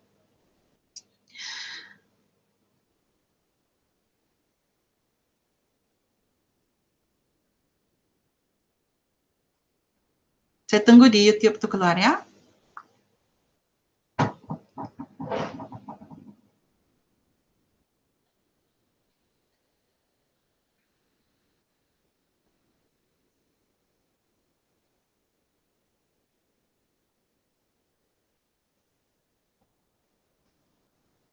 Okay, so contoh peraturan di bawah ingkar perintah ataupun dengan apa-apa cara ditafsirkan dengan munasabah sebagai ingkar perintah adalah tidak melaporkan penerimaan hadiah kepada ketua jabatan, membawa keluar fail terperingkat jabatan tanpa arahan tanpa kebenaran bertulis ketua jabatan, yang itu adalah peraturan di bawah perenggan 67 arahan keselamatan dan juga keluar negara tanpa kelulusan KSU ataupun kementerian. Untuk pelanggaran di bawah contoh nombor 3 ini, tuan-tuan dan puan-puan, saya ingin berikan contoh. Mengenai seorang guru yang di Semenanjung Malaysia lah, you know, kalau di Semenanjung tu kita senang saja mau pergi Thailand, you know, mau pergi Vietnam because dia dekat. Kalau di Sabah ni senang mau pergi Indonesia, senang mau pergi Filipina, ya. Tapi yang ingin saya berikan contoh adalah mengenai seorang guru yang pergi ke Thailand pada hujung minggu because dekat dan dia memang biasa pergi. Okay, tuan-tuan dan perempuan, because dia memang biasa pergi Thailand, dia selalu tidak ambil kelulusan ataupun memohon kelulusan untuk keluar negara. Unfortunately, pada hari tersebut, pada waktu dia keluar hujung minggu 2 hari ke Thailand, dia telah terlibat dengan kemalangan jalan raya dan menyebabkan dia meninggal. Tuan-tuan perempuan. Ini guru lelaki ya, guru lelaki. Apabila dia keluar meninggal di luar negara sebagai penjawat awam, dalam kalau kita ingin memproses dia punya proses terusnya untuk dapatkan ganjaran, faedah, pencen terbitan dan sebagainya yang boleh dinikmati oleh seorang penjawat awam, kita tengok adakah dia ada kelulusan untuk keluar negara. Dan kita dapati bahawa dia tidak ada kebenaran keluar negara. Tuan-tuan dan puan-puan rasa untuk kes seperti ini, guru tersebut layak dibayar ganjaran ataupun faedah yang dia patut terima sebagai penjawat awam ataupun tidak. Cuba saya tengok dalam chat. I have a question, tapi ini tidak hadiah. Ini adalah mohon pandangan tuan-tuan dan puan-puan. Seorang guru lelaki keluar ke Thailand tanpa kelulusan untuk keluar negara dan dia terlibat dengan kemalangan dan dia meninggal di sana. Tuan-tuan dan puan-puan rasa dia layak terima balu dia, isteri dan anak-anak, layak terima ganjaran faedah terbitan, pencen terbitan ataupun tidak. Para penonton yang ingin memberi jawapan boleh tulis di ruangan chat ya. Saya rasa hari ini Encik Ashandi ni memang cemerlang lah. Ya, dia cemerlang ni. Memang pensyarah cemerlang ni, Puan. Oh, memang pensyarah cemerlang. I'm glad. Okay. So you all are on right track. Tidak layak. Memang tidak layak tuan-tuan dan puan-puan. Okay, thank you. Thank you Cik Ashandi. Thank you Puan Nurul. Thank you Cik Subramaniam. Semua cakap tidak layak. You know what? You are totally correct and right. Okay, because guru tersebut dia telah keluar negara tanpa kelulusan dan dia tidak layak untuk terima tapi atas sebab dasar peri kemanusiaan kita pada waktu tersebut, kes dia ni dibawa ke kabinet untuk diluluskan tuan-tuan dan puan-puan, because mengambil kira kadang-kadang kita apabila kita menimbangkan satu perkara itu kita tengok dari banyak angle lah tuan-tuan dan puan-puan ya. Kita tengok bahawa dia telah menyumbang kepada pembangunan pendidikan. Kita lihat isteri dia tidak bekerja, kita lihat anak-anak dia ramai. So kalau dalam keadaan begitu, apa yang nanti isteri dan anak-anak ingin makan? Ya.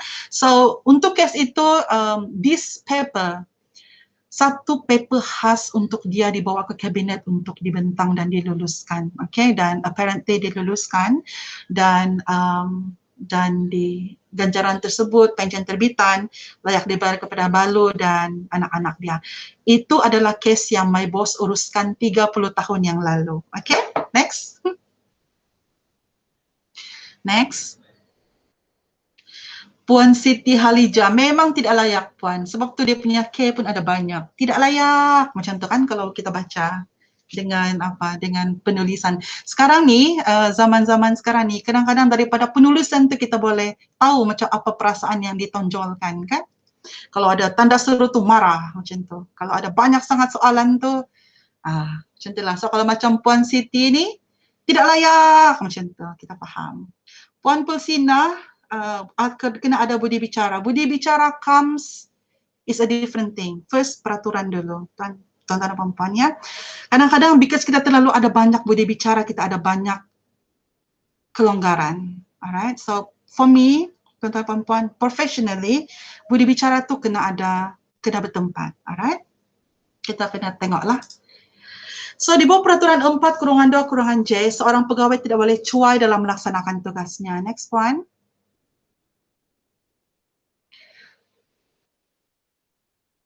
Andy salah tu. Andy, apa yang salah? Unfortunately tidak layak. Betul Cik Byron? Okay. So saya masih tunggu di YouTube. So saya beri contoh ya tuan-tuan dan puan-puan untuk kesalahan di bawah seorang pegawai cuai. Contoh pelanggaran adalah menghilangkan harta kerajaan dalam simpanan pegawai, tidak melakukan pengawasan terhadap kaki tangan di bawah seliaan pegawai, dan juga tidak mengambil tindakan tata tertib terhadap pegawai melakukan pelanggaran tata kelakuan. Ini saya telah mention awal-awal tadi ya. 4/2/J dan juga untuk ketua jabatan jadi ikat di bawah peraturan 3C1. Alright, next.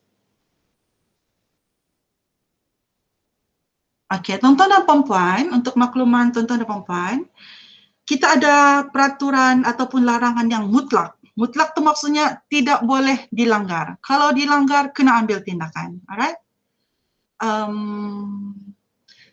Di tuan-tuan dan puan-puan yang berada di atas talian, adakah sudah nampak slide larangan mutlak? Because saya ada problem dengan saya punya laptop here, I cannot see.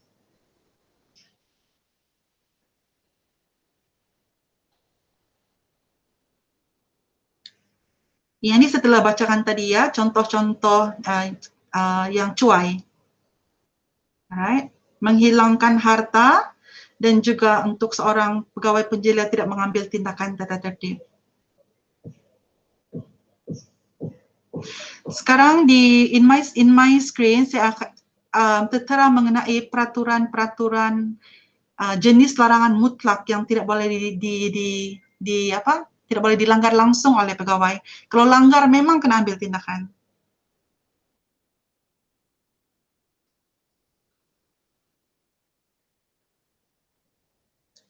Never mind, I'll just read it first. Nanti kalau dia keluar, tuan-tuan dan puan-puan boleh nampaklah. Di bawah peraturan 4 yang mengenai gangguan seksual, bawah peraturan 7, saya telah sebut sebentar tadi, mengenai penyalahgunaan dada. Yang ke-9, menerima atau memberi keraian. Peraturan 11 mengenai menyenggara taraf hidup melebihi daripada emolumen rasmi dan pendapatan persendirian yang sah. 12, meminjam wang atau menjadi penjamin. Peraturan 13, keterhutangan kewangan yang serius. Peraturan 15, meminjamkan wang dengan bunga. Peraturan ke-16, penglibatan dalam pasaran hadapan. 17, cabutan bertuah dan lotrai. 18, penerbitan buku berdasarkan maklumat terperingkat. Maklumat terperingkat tuan-tuan dan puan-puan adalah maklumat rahsia ataupun dokumen sulit kerajaan. Yang ke-20 adalah penyunting akhbar, majalah ataupun jurnal. Peraturan 21 mengenai pergi kegiatan politik. Peraturan ke-24 tidak hadir bertugas tanpa cuti atau tanpa kebenaran atau tanpa sebab yang munasabah. Next one. Kita juga ada banyak kes semasa di Sabah yang mana seorang pegawai awam, guru lah kebanyakan dia ya, telah diisytiharkan bankrupt kerana menjadi penjamin kepada saudara mara, adik-beradik, kawan-kawan. So saya ingin nasihatkan tuan-tuan dan puan-puan, kadang-kadang kita ni terlalu baik. Even masa di Putrajaya dulu pun kita punya kes, kalau terima kes bankrupt ni, mesti pasal jadi penjamin kepada kawan-kawan, saudara mara, terutamanya adik-beradik. So, my professional advice is, tuan-tuan perempuan, kadang-kadang kita ni terlalu baik, adik mau buat pinjaman, dia suruh kita jadi penjamin. Lepas tu, dia tidak dapat bayar, penjamin kena cari, kita tidak dapat bayar, kita diisytiharkan muflis ataupun bankrupt oleh Jabatan Insolvensi. Tuan-tuan dan perempuan, jika seorang pegawai itu diisytiharkan bankrupt ataupun muflis, you know what happened? Sudahlah kena isytihar muflis dan bankrupt, kena ambil tindakan tata tertib lagi. Alright? So, itu untuk makluman tuan-tuan dan puan-puan. Okay, so elakkan untuk jadi penjamin. Unless kita betul-betul percayalah. Peraturan 13 adalah keterhutangan kewangan serius. Tuan-tuan dan puan-puan, I think you all aware bahawa kita punya potongan gaji dalam slip gaji itu tidak boleh lebih paras 60% daripada emolumen bulanan kita. Jika kita perasan, dulu punya slip gaji, dia tidak ada nyatakan peratus gaji bersih. Okay? Tapi saya lupa sejak bila, I think pada tahun lalu, kita mula boleh nampak berapa peratus gaji bersih kita pada slip gaji. Okay? Itu adalah untuk memudahkan tuan-tuan dan puan-puan jika ingin membuat pinjaman ataupun apa-apa, supaya boleh tahu bahawa berapa peratus lagi yang kita boleh buat pinjaman supaya kita tidak diisytiharkan ataupun dimasukkan dalam keterhutangan kewangan yang serius. Di bawah peraturan 13 tuan-tuan dan puan-puan, apabila kita punya emolumen ataupun gaji itu potongan dia lebih 60%, kita boleh diambil tindakan tata tertib. Alright? Dan saya ingin kongsikan, yang di negeri lain lah. Kadang-kadang kita tengok kan, when I see the slip gaji pegawai kan kosong. So I don't know macam mana dia boleh menyelenggara kehidupan, because all the gaji, ya ini of course so many factors, yang ada banyak faktor yang menyumbang ke arah sehingga dia boleh habis gaji dan di slip tu kosong. Ada berlaku tuan-tuan dan puan-puan, you will be very surprised. So I don't know macam mana dia menyenggara kehidupan dia.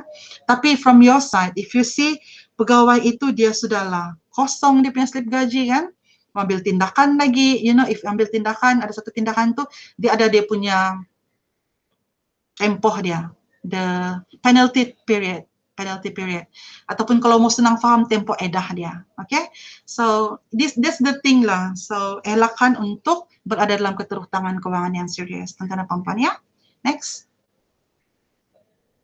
Tidak hadir bertugas, I've mentioned this is the highest cases regardless of ministries di dalam perkhidmatan kita. Next.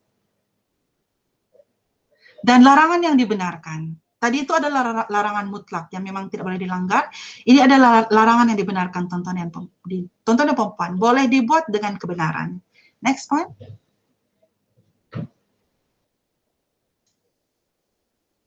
I'll just wait until keluar. Kenapa tidak boleh menjadi penyunting akhbar ataupun jurnal, Puan Mona Lisa? I'm not so sure kenapa tidak boleh. Cuma mungkin apabila kita jadi penyunting akhbar ataupun jurnal, we tend untuk mengeluarkan ataupun menyatakan pendapat yang mungkin boleh melanggar peraturan, mengeluarkan statement yang tidak boleh dibuat because kita bukan menteri, dan yang kedua adalah kerana mungkin kita akan mengeluarkan information ataupun maklumat terperingkat. Alright? So, belum keluar lagi di YouTube.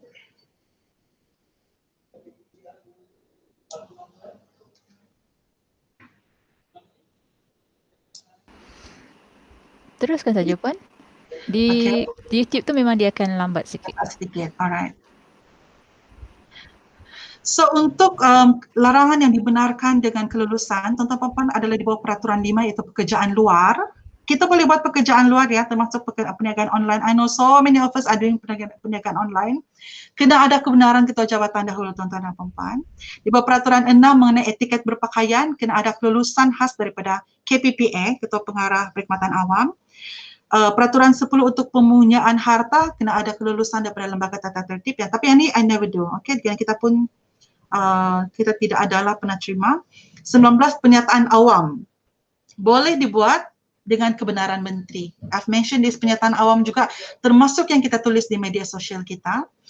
Peraturan 21 ini soalan tadi kan, mengenai kegiatan politik, kita boleh dapat kelulusan daripada KPPA ataupun KSU. Dan untuk 22 membawa perbicaraan undang-undang atau bantuan guaman, kita boleh buat dengan kebenaran KSU, Ketua Setiausaha. Kalau kita Kementerian Pendidikan. Nah, untuk peraturan 22 ini kita tahu ada banyak kes yang mana kita seorang pegawai awam itu tidak ingin saman kerajaan, saman ini, saman itu. Untuk pengalaman tuan-tuan dan puan-puan, jika kita ingin menyaman kerajaan ataupun sebagainya, kita kena ada kelulusan daripada KSU untuk kita membawa saman tersebutlah, membawa perbicaraan undang-undang tersebut. Next one. Etika penjawat awam, ini untuk information tuan-tuan dan puan-puan lah. Okay, next. Pemunyaan harta, peraturan 10, kita wajib untuk buat perisytiharan harta pada waktu awal kita berkhidmat, dan juga every 5 years kita wajib untuk isytihar di dalam Hermes, ataupun pada tarikh dilantik memperoleh harta baru. Every time ada harta baru, beli kereta, beli rumah, masuk dalam Hermes. Every time kita jual kita punya kereta, kita jual rumah yang kita telah isytihar sebelum itu, masuk dalam Hermes. Dan pada masa dikehendaki oleh kerajaan tersebut adalah every 5 years. Alright, next. Kegiatan politik, yang ini ditanya oleh cikgu tadi, kegiatan politik pegawai grad Dijen 41, Dijen 48 dan kumpulan sokongan. Untuk makluman tuan-tuan dan puan-puan, pegawai perkhidmatan pendidikan siswaza 41 hingga 48 yang berkhidmat di institusi pendidikan maksudnya sekolah, college, mana-mana institusi pendidikan di bawah KPM, okay, boleh dilantik sebagai ahli jawatan kuasa parti politik setelah mendapat kebenaran secara bertulis daripada KSU. So, untuk grade 41 hingga 48 yang ingin menjadi ahli jawatan kuasa ahli parti politik tu kena buat permohonan kepada bahagian matrikulasi untuk dapat kebenaran daripada KSU. Dan bagi pegawai kumpulan sokongan boleh dilantik sebagai ahli jawatan kuasa setelah mendapat kebenaran bertulis daripada KPPA, yang ini untuk pegawai gunasama, dan untuk KSU bagi pegawai bukan gunasama, iaitu pegawai yang dilantik di bawah SPP, sektor Suruhanjaya Perkhidmatan Pendidikan sekarang. Okay? So, walau mana-mana kita punya ahli pegawai kumpulan sokongan yang close service, dilatihkan KPM boleh dapat ingin memohon kebenaran boleh buat kepada bahagian matrikulasi lah untuk dipanjangkan kepada KSIA. Okay, next. Yang ini saya ingin sebut sebentar tadi, I've mentioned earlier mengenai larangan membuat pernyataan awam. Okay, so peraturan 19 nyatakan bahawa seorang pegawai kita tidak boleh buat secara lisan atau bertulis tanpa kebenaran daripada menteri, okay, mengenai dasar, program atau keputusan kerajaan atas apa-apa isu dan memberi maklumat apa-apa maklumat faktual berhubung jabatan, memberi apa-apa penjelasan atau laporan berhubung apa-apa insiden. Alright. Dan yang saya ingin tegaskan adalah mengenai etika penggunaan media sosial. Sekarang ini kita terlalu mudah mengeluarkan segala-galanya di media sosial, WhatsApp, Instagram, apa lagi tu, Facebook, Twitter, YouTube, yang lain tu saya belum kenal lagi. Alright, so elakkan, I've mentioned this, tuan-tuan dan puan-puan, ya, fikir sebelum bertindak. Alright, next. Dan yang terakhir adalah hukuman tata tertib di bawah peraturan 38, next one. So tuan-tuan dan puan-puan, kita ada jenis-jenis hukuman yang paling ringan sehingga ke paling berat lah. So amaran, I think go to next one. Alright.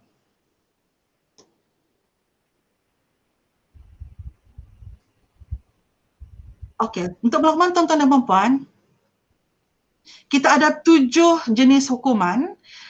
Yang paling ringan adalah amaran, diikuti dengan denda, lucut hak emolumen, tangguh pergerakan gaji, turun pangkat dan buang kerja. Untuk the first 5, daripada amaran hingga turun gaji, itu kita panggil sebagai hukuman ringan, tuan-tuan dan puan-puan. Untuk hukuman turun pangkat dan buang kerja, dia adalah kita panggil sebagai hukuman berat. Okay? Hukuman ringan dan juga hukuman berat. So, amaran itu, dia adalah satu bentuk peringatan. Denda tu kita boleh ambil maksimum 7 hari emolumen. Lucut hak emolumen itu tiada had sesuai dengan kesalahan tidak hadir bertugas. Alright.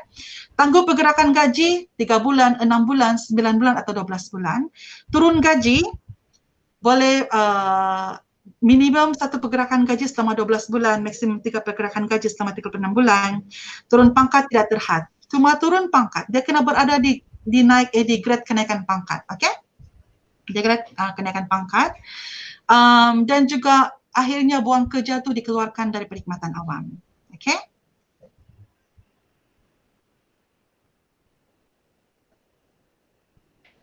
Saya tunggu. Dan apabila kita dikenakan tindakan tata tertib, tuan-tuan dan puan-puan, kita ada dia punya kesan lah. First itu kita tidak layak dapat anugerah perkhidmatan cemerlang dan juga pihak-pihak lain. Dan bagi kesan hukuman buang kerja, tuan-tuan dan puan-puan, secara automatik kita bukan lagi penjawat awam dan tidak layak terhadap gaji, allowance kemudahan yang disediakan kerajaan serta apa-apa faedah yang diberikan oleh kerajaan dan tidak boleh dilantik semula dalam perkhidmatan awam. Once kita kena buang kerja, kita tidak boleh masuk semula dalam perkhidmatan awam. Kalau sebelum ini orang yang meletak jawatan ataupun berhenti kerja dalam perkhidmatan awam, peraturan dulu dia tidak boleh mohon balik, tetapi sekarang sudah boleh mohon balik. So kalau kita letak jawatan ataupun kita berhenti, kita boleh mohon untuk masuk perkhidmatan awam semula. Tetapi jika kita dibuang kerja, kita langsung tidak boleh masuk dalam perkhidmatan awam semula, ya. Okay, next one. So ini adalah dia punya tempoh penalty, tempoh ataupun tempoh edah untuk sedang faham. Jika kita kena hukuman amaran, tuan-tuan dan puan-puan, kita tidak layak dipertimbangkan untuk naik pangkat selama 1 tahun. Dia bukan 1 tahun saja tau, kita akan nampak, kita akan tengok rupanya dia memang letak 1 tahun, tapi kita akan tengok kesannya nanti bukan 1 tahun, it's more than 1 year. More than 2 years, okay? Kalau dikenakan hukuman denda, tidak layak dipertimbangkan untuk naik pangkat 18 bulan, lucut hak emolumen 24 bulan, tangguh pergerakan gaji 30 bulan, turun gaji 36 bulan, dan jika turun pangkat, tidak layak untuk naik pangkat, dipertimbangkan untuk naik pangkat selama 4 tahun. Next one. Walau bagaimanapun seorang pegawai yang dikenakan hukuman tata tertib boleh membuat rayuan, okay, sama ada kepada SPA ataupun SPP. Senang mau cakap, hantar kepada ketua jabatan dan ketua jabatan akan hantar kepada yang berkenaan. Next. Okay, so tuan-tuan dan puan-puan, itu sahaja untuk perkongsian dengan tuan-tuan dan puan-puan pada pagi ini. I think we should go, kita terus pergi kepada soalan, Puan Mardiana. Ya, ya Puan, kita ada banyak soalan. Banyak soalan. Kita mulakan nanti ya. Kita tengok yang paling awal dulu. Okay. Daripada Cik Mat Laju Balamu. Bolehkah dikenakan tindakan tata tertib kepada penjawat awam yang selalu bercakap tidak senonoh dan mengganggu emosi rakan setugas? Tidak senonoh ya. Dia punya maksudnya bercakap gangguan lah. Gangguan. Ya mungkin. Dia lebih kepada attitude personal, Tuan. Ya, saya rasa mungkin itu maksud dia kot. Mungkin attitude lah. Ini adalah rakan setugas bercakap sesuatu yang tidak menyenangkan lah. Ya. Adakah perkara ini boleh diambil tindakan? Kita kena bezakan pelanggaran untuk tugas rasmi dengan yang attitude ataupun yang bersifat personal, Puan, pribadi. So for me, this is like more attitude dan dia punya pribadi, tuan-tuan dan puan-puan. Jika kita ingin kaitkan dengan pelanggaran peraturan, dia kena letak di mana-mana yang boleh di-charge di bawah certain peraturan. Contohnya, jika dia bercakap tidak senonoh dan mengganggu emosi rakan setugas, apa peraturan ni kita? Ingkar perintah, tidak bertanggungjawab, tidak amanah, tidak jujur, boleh masuk ataupun tidak? Tidak boleh kan? Yeah. So unless ini adalah pribadi, Cikgu Mat Laju, this is more to like attitude and pribadi. Dia unless dia punya pelanggaran tersebut, unless it's a sexual harassment. Because sexual harassment, kalau bercakap tidak senonoh dalam bentuk lucah dan boleh mengganggu emosi pegawai wanita, then dia boleh masuk di bawah gangguan seksual. Alright, because gangguan seksual itu dia bukannya mesti dengan perbuatan action. When a lady is offended dengan perkataan, harassed by the words yang diucapkan, itu pun boleh masuk dalam gangguan seksual. So aduan boleh dibuat. Alright, saya harap menjawab soalan Cik Mat Laju, because this is more like attitude dan pribadi. Dan dia, kalau kita mau masuk dalam peraturan tersebut, which peraturan kita ingin kenakan, dia tidak dapat masuk. Unless this thing sampai kepada peringkat luar dan orang awam buat aduan bahawa penjawat awam tersebut buat perkara tidak senonoh, dan kita boleh masuk di bawah mencemarkan imej perkhidmatan awam. Okay? Saya harap dapat. I hope you get this. Alright? So kita tengok soalan dari terus pergi Puan Mardiana, because I think we are Puan Mona Lisa. Sebab semalam ada isu, saya bincang dengan rakan berkenaan nasib guru yang mendapat markah SKT rendah akibat pentadbir yang bersikap tidak adil dan anti terhadap guru tersebut. Rakan guru telah melaksanakan tugas dan tidak menolak tugas malah telah berkhidmat lebih 8 tahun, merupakan ketua bidang. Okey. Ini yang saya sebut tadi sebagai kepentingan perkhidmatan, bukan kepentingan pribadi. Alright? Kalau saya ingin sebut, we don't have to like the officer, tuan-tuan dan puan-puan. Tapi jika dia telah buat kerja, kenapa kita tidak bagi dia markah yang dia wajar dapat? Alright? Kita ada SKT every year kan? Kalau ada 10 SKT, pegawai tersebut telah capai 10 SKT, kenapa bagi dia markah rendah? What is in everything that we do, dalam setiap penilaian yang kita buat, kita mesti ada basisnya, mesti ada justifikasinya. Mesti ada sebab dia, why you give that. Kalau dia tidak hadir bertugas, kalau dia tidak capai, then only dia deserve markah. But if you give based on your dislike dengan dia, it's too pribadi already. So my professional advice is, dan guru yang mendapat SKT ini boleh buat aduan ya. If you think you deserve more than that, dan tuan-tuan dan puan boleh buktikan bahawa tuan-tuan dan puan capai semua SKT dan masih dapat markah rendah, dan actually tidak ada masalah hubungan, because penilaian kita ada banyak benda, dia ada sumbangan luar tugas rasmi, dia kerja satu hal, sumbangan luar tugas rasmi satu hal, hubungan baik dengan kawan-kawan satu hal, So you have to look menyeluruh. Untuk guru yang mengadu ni pun, you have to understand that untuk pensyarah yang mengadu, you have to understand bahawa penilaian itu dia bukan sahaja dari segi kerja. Kita ada sumbangan luar tugas luar rasmi, dan juga kita ada personality ataupun hubungan dengan kawan-kawan. Alright? So I hope menjawab. Dan yang if you think you deserve more than that, boleh buat aduan, tuan-tuan perempuan. I think in your case terus kepada bahagian matrikulasi lah. Alright? So bagaimana seluruh hendak membuat aduan, tuan-tuan dan puan-puan? Keadilan kepada guru, keadilan kepada guru. Aduan, ini kes KML kah? Guru ataupun pensyarah ni?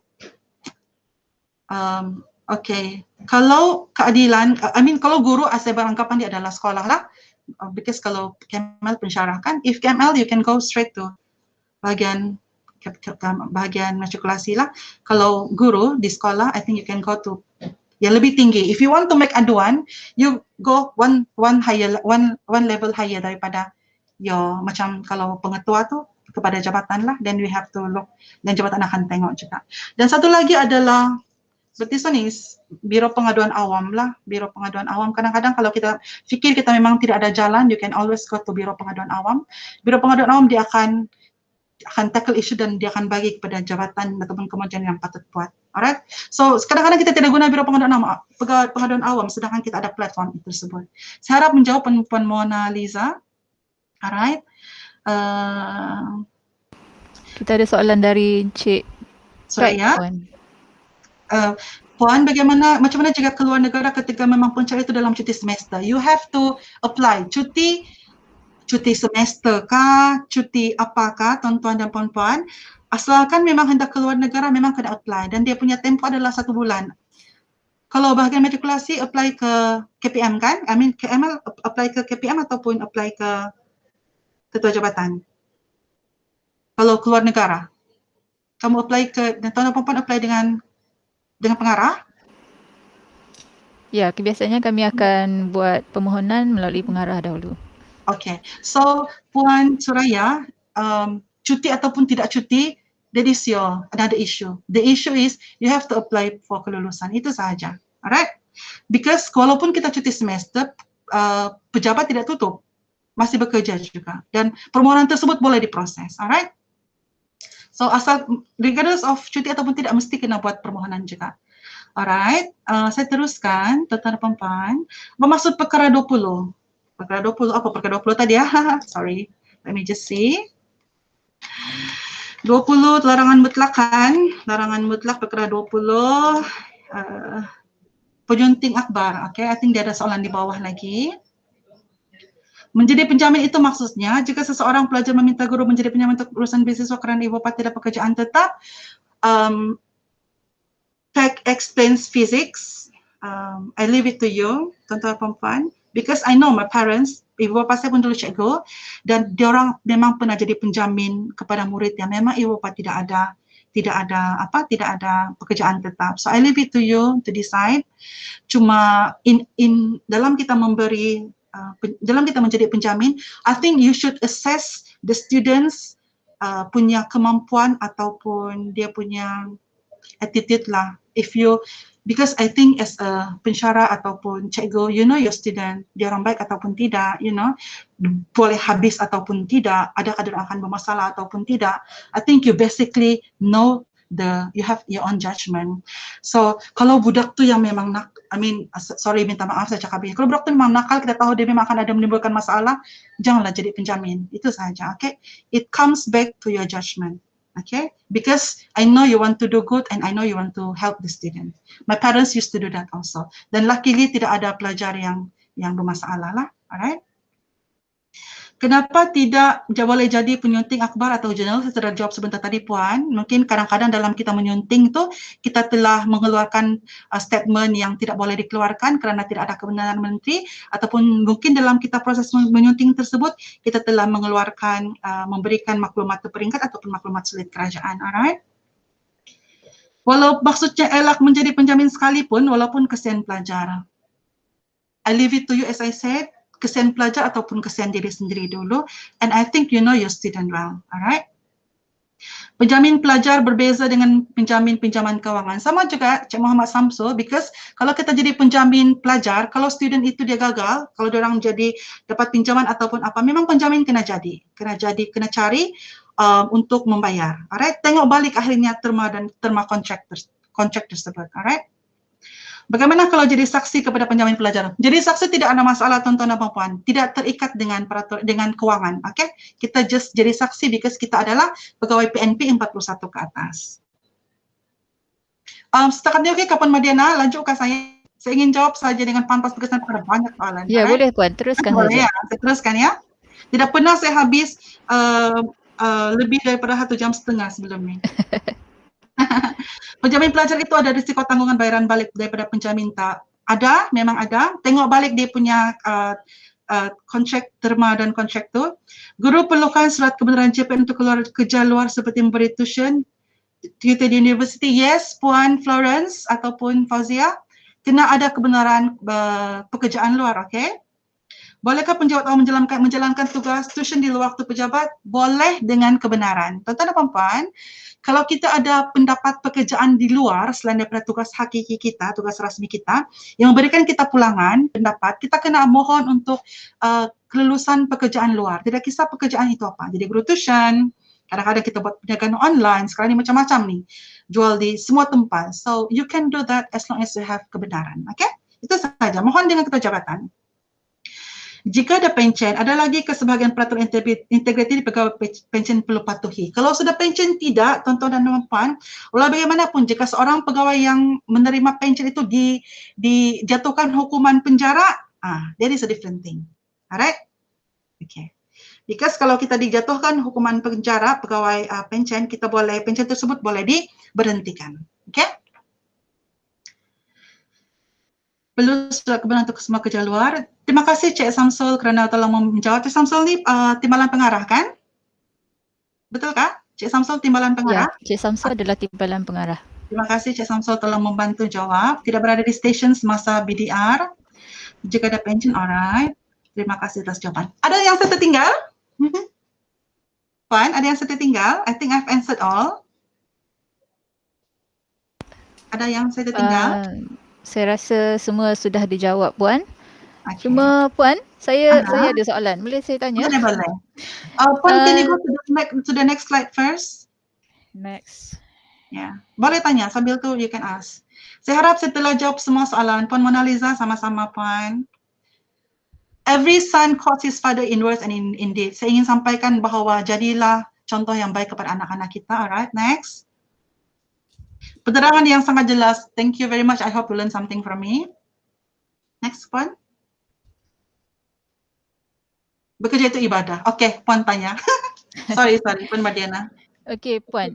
Saya tertarik tadi dengan perbentangan Puan tentang kes pelanggaran yang tertinggi yang dicatatkan dalam kes pelanggaran oleh penjawat awam ni, iaitu tidak hadir bertugas.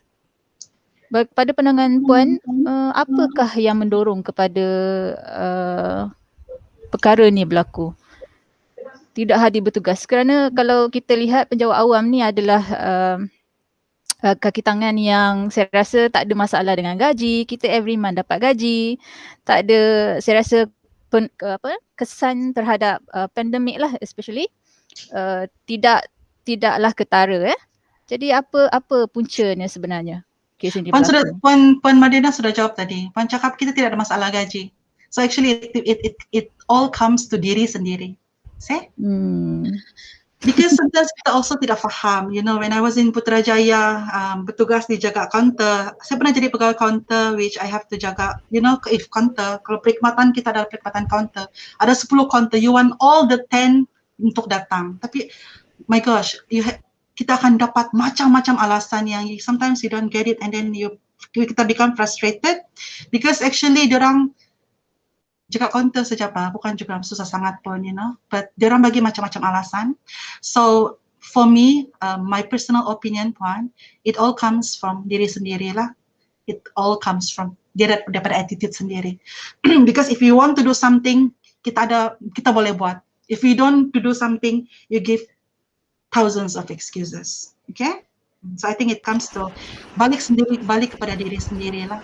Dan sebagai ketua jabatan, I hope kadang-kadang ni kita punya pegawai di bawah selian, kadang-kadang dia orang pandai leka ataupun cuai. So apabila kita, kadang-kadang after sometimes, you become leka, complacent dengan keadaan pejabat, kadang-kadang kita lupa. But if you call them and then advise, trust me, if you advise them, diorang mungkin akan tersedar balik begitu.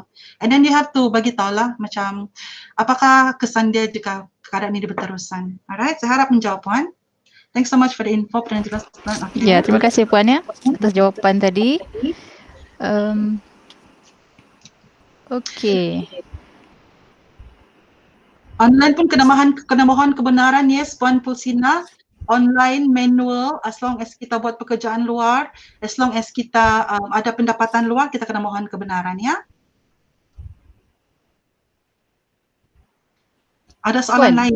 Yes. Puan, bagaimana pula dengan isu tentang keterhutangan keuangan itu? Yang mana kita tahu penjawat awam terhad kepada 60% potongan gaji kan?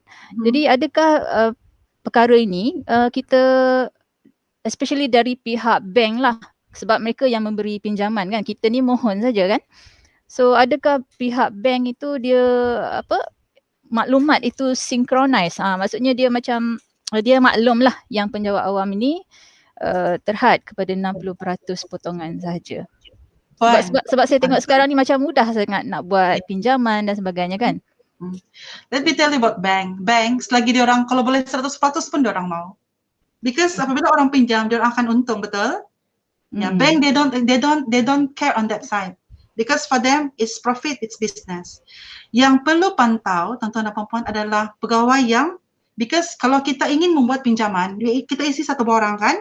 Biasanya kita isi borang angkasa dan perlu ditandatangani oleh pegawai penyelia. Yang perlu pantau dalam hal ini tuan-tuan dan puan-puan adalah pegawai penyelia. Dan ini banyak orang tidak tahu. I'm so sorry to say. Kalau pendidikan, orang biasa tidak tahu. That's why kita ada case guru besar, saya cakap pasal sekolah, pengetua guru besar, dia orang sign saja. Sampailah gaji itu kosong, habis semua dipotong. So, bank, they know but they don't care, Puan Madiana. But yang perlu pantau adalah pegawai penyedia. Before you tanda tangan, before you sign kelulusan di borang angkasa tersebut, alright, make sure yang potongan tersebut dan juga jika diambil lagi tidak akan lebih 60%. Langkah kawalan kami dulu semasa saya berada di jabatan, satu jabatan di Putrajaya adalah hanya pegawai kewangan yang boleh sign borang angkasa. Masa tu kita ada pengarah, 14 pengarah, 14 division. Tidak ada pengarah division yang boleh sign. Semua permohonan loan kena hantar ke kewangan. Biar kewangan yang cek. Itu adalah langkah kami dulu lah. Alright. Cuma sekarang saya ingin sebut juga bahawa sekarang dia ada banyak loan luar slip. Luar slip because dia tidak nampak pada slip. Okay. Luar slip tidak nampak pada slip. So dia satu benda yang berbeza lah. Yang 60% ni adalah yang kita nampak pada slip. Okay. Alright. Okey Puan, kita ada satu lagi soalan dari Puan Dayang. Bolehkah pegawai kerajaan ambil tender kerajaan?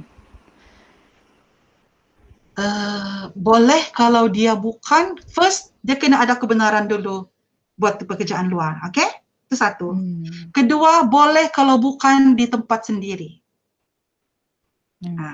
Alright. So, jawapan dia, Puan boleh as long as you have first kebenaran, kedua bukan di tempat sendiri. Tempat lain boleh, jabatan lain boleh. Alright? Because kalau macam yang tadi saya cakap jabatan sendiri nanti kita ada dia punya kepentingan perkhidmatan, kepentingan sendiri, you know, dan juga ketua jabatan pun dia mempertimbangkan tender yang dia kenal pegawai itu. Begitulah. Alright. Ada lagi soalan? Okay. Ada? Tak ada. Puan, kalau dari sudut etika berpakaian penjawat awam pula bagaimana ya Puan? Kalau sekiranya ada pelanggaran dan sebagainya, bolehkah bagi pihak ketua jabatan, apakah tindakan yang perlu diambil? dalam kita membuat tindakan, Puan, sebelum tu, can you go to the next slide? Dalam kita membuat tindakan, tuan-tuan dan puan-puan, dia kena ada dia punya, the next one also, the next one. Dia kena ada dia punya, langkah pertama adalah tegur secara verbal. Okay, tegur secara verbal dulu. Before you want to take action kan, tegur secara verbal. Ataupun kalau kita nampak ada ramai orang, saya nasihatkan ketua jabatan ataupun pengurusan, keluarkan satu surat ataupun memo ingatan dahulu, peringatan bahawa apabila kita nampak terlalu banyak pelanggaran, mungkin ada pensyarah pakai terlalu mencolok mata, dia panggil datang ke kelas, ke lecture.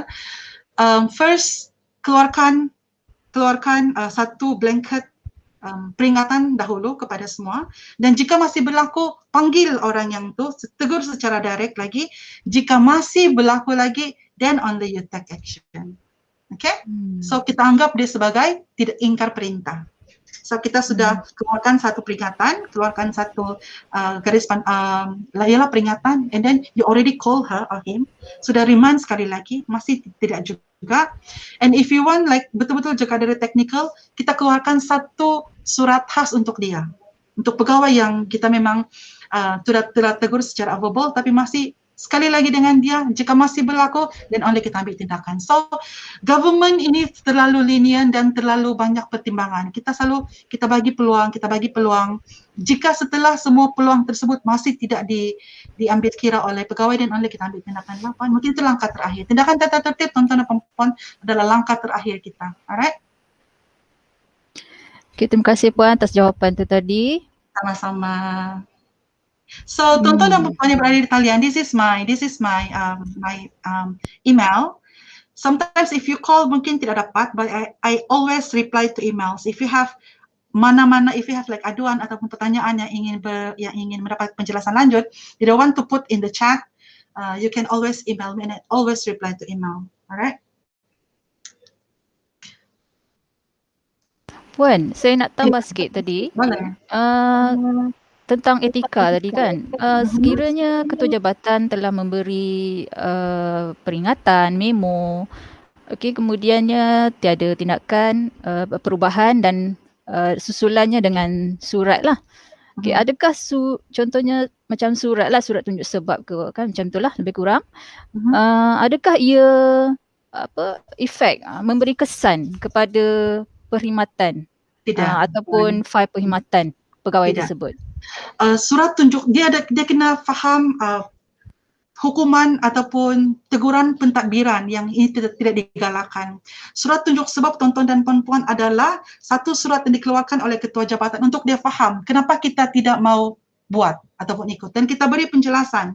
Tapi surat tunjuk sebab itu adalah bukan hukuman, bukan tata tertib pun, dan dia tidak masuk dalam buku perkhidmatan BPK, buku perkhidmatan kerajaan, dan tidak beri kesan kepada kita punya perkhidmatan. Sama juga apabila ketua jabatan keluarkan satu memo yang bertulis, saya memberi amaran kepada puan untuk tidak mengulangi. Yang itu pun bukan hukuman tata tertib, puan. Dan amaran tersebut pun tidak beri kesan kepada perkhidmatan kita.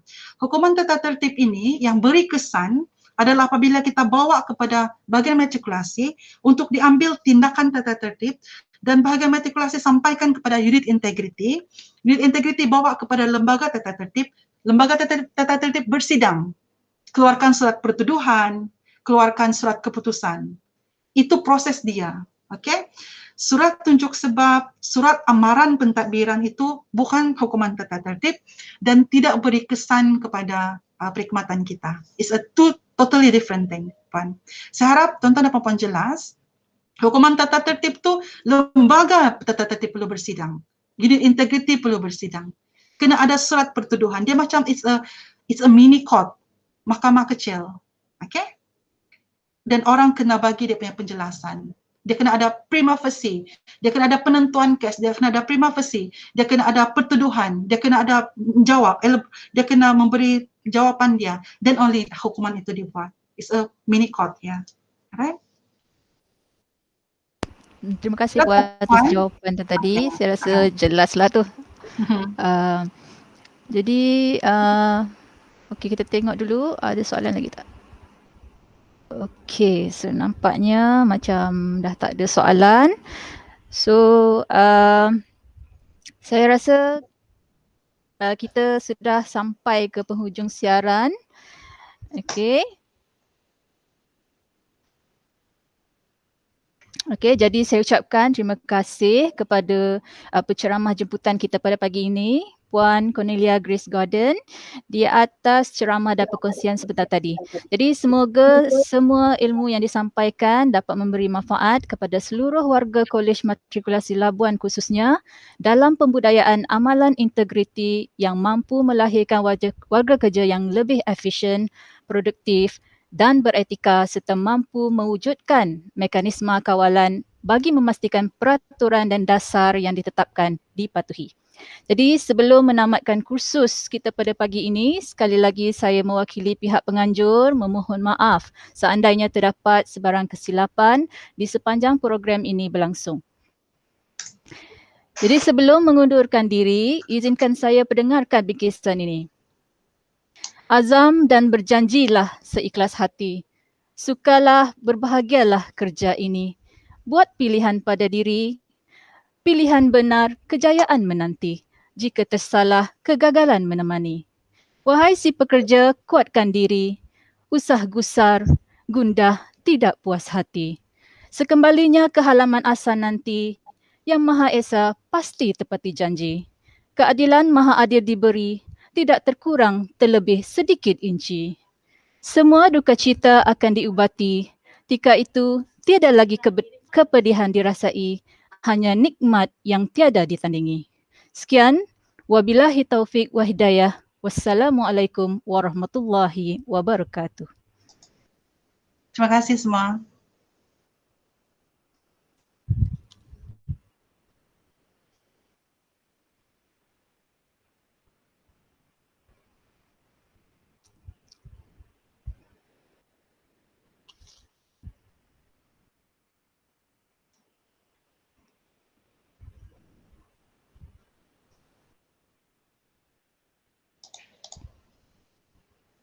Silakan Puan, boleh live silakan? Ya Puan, boleh Okay. sudah. Thank you very much. Bye.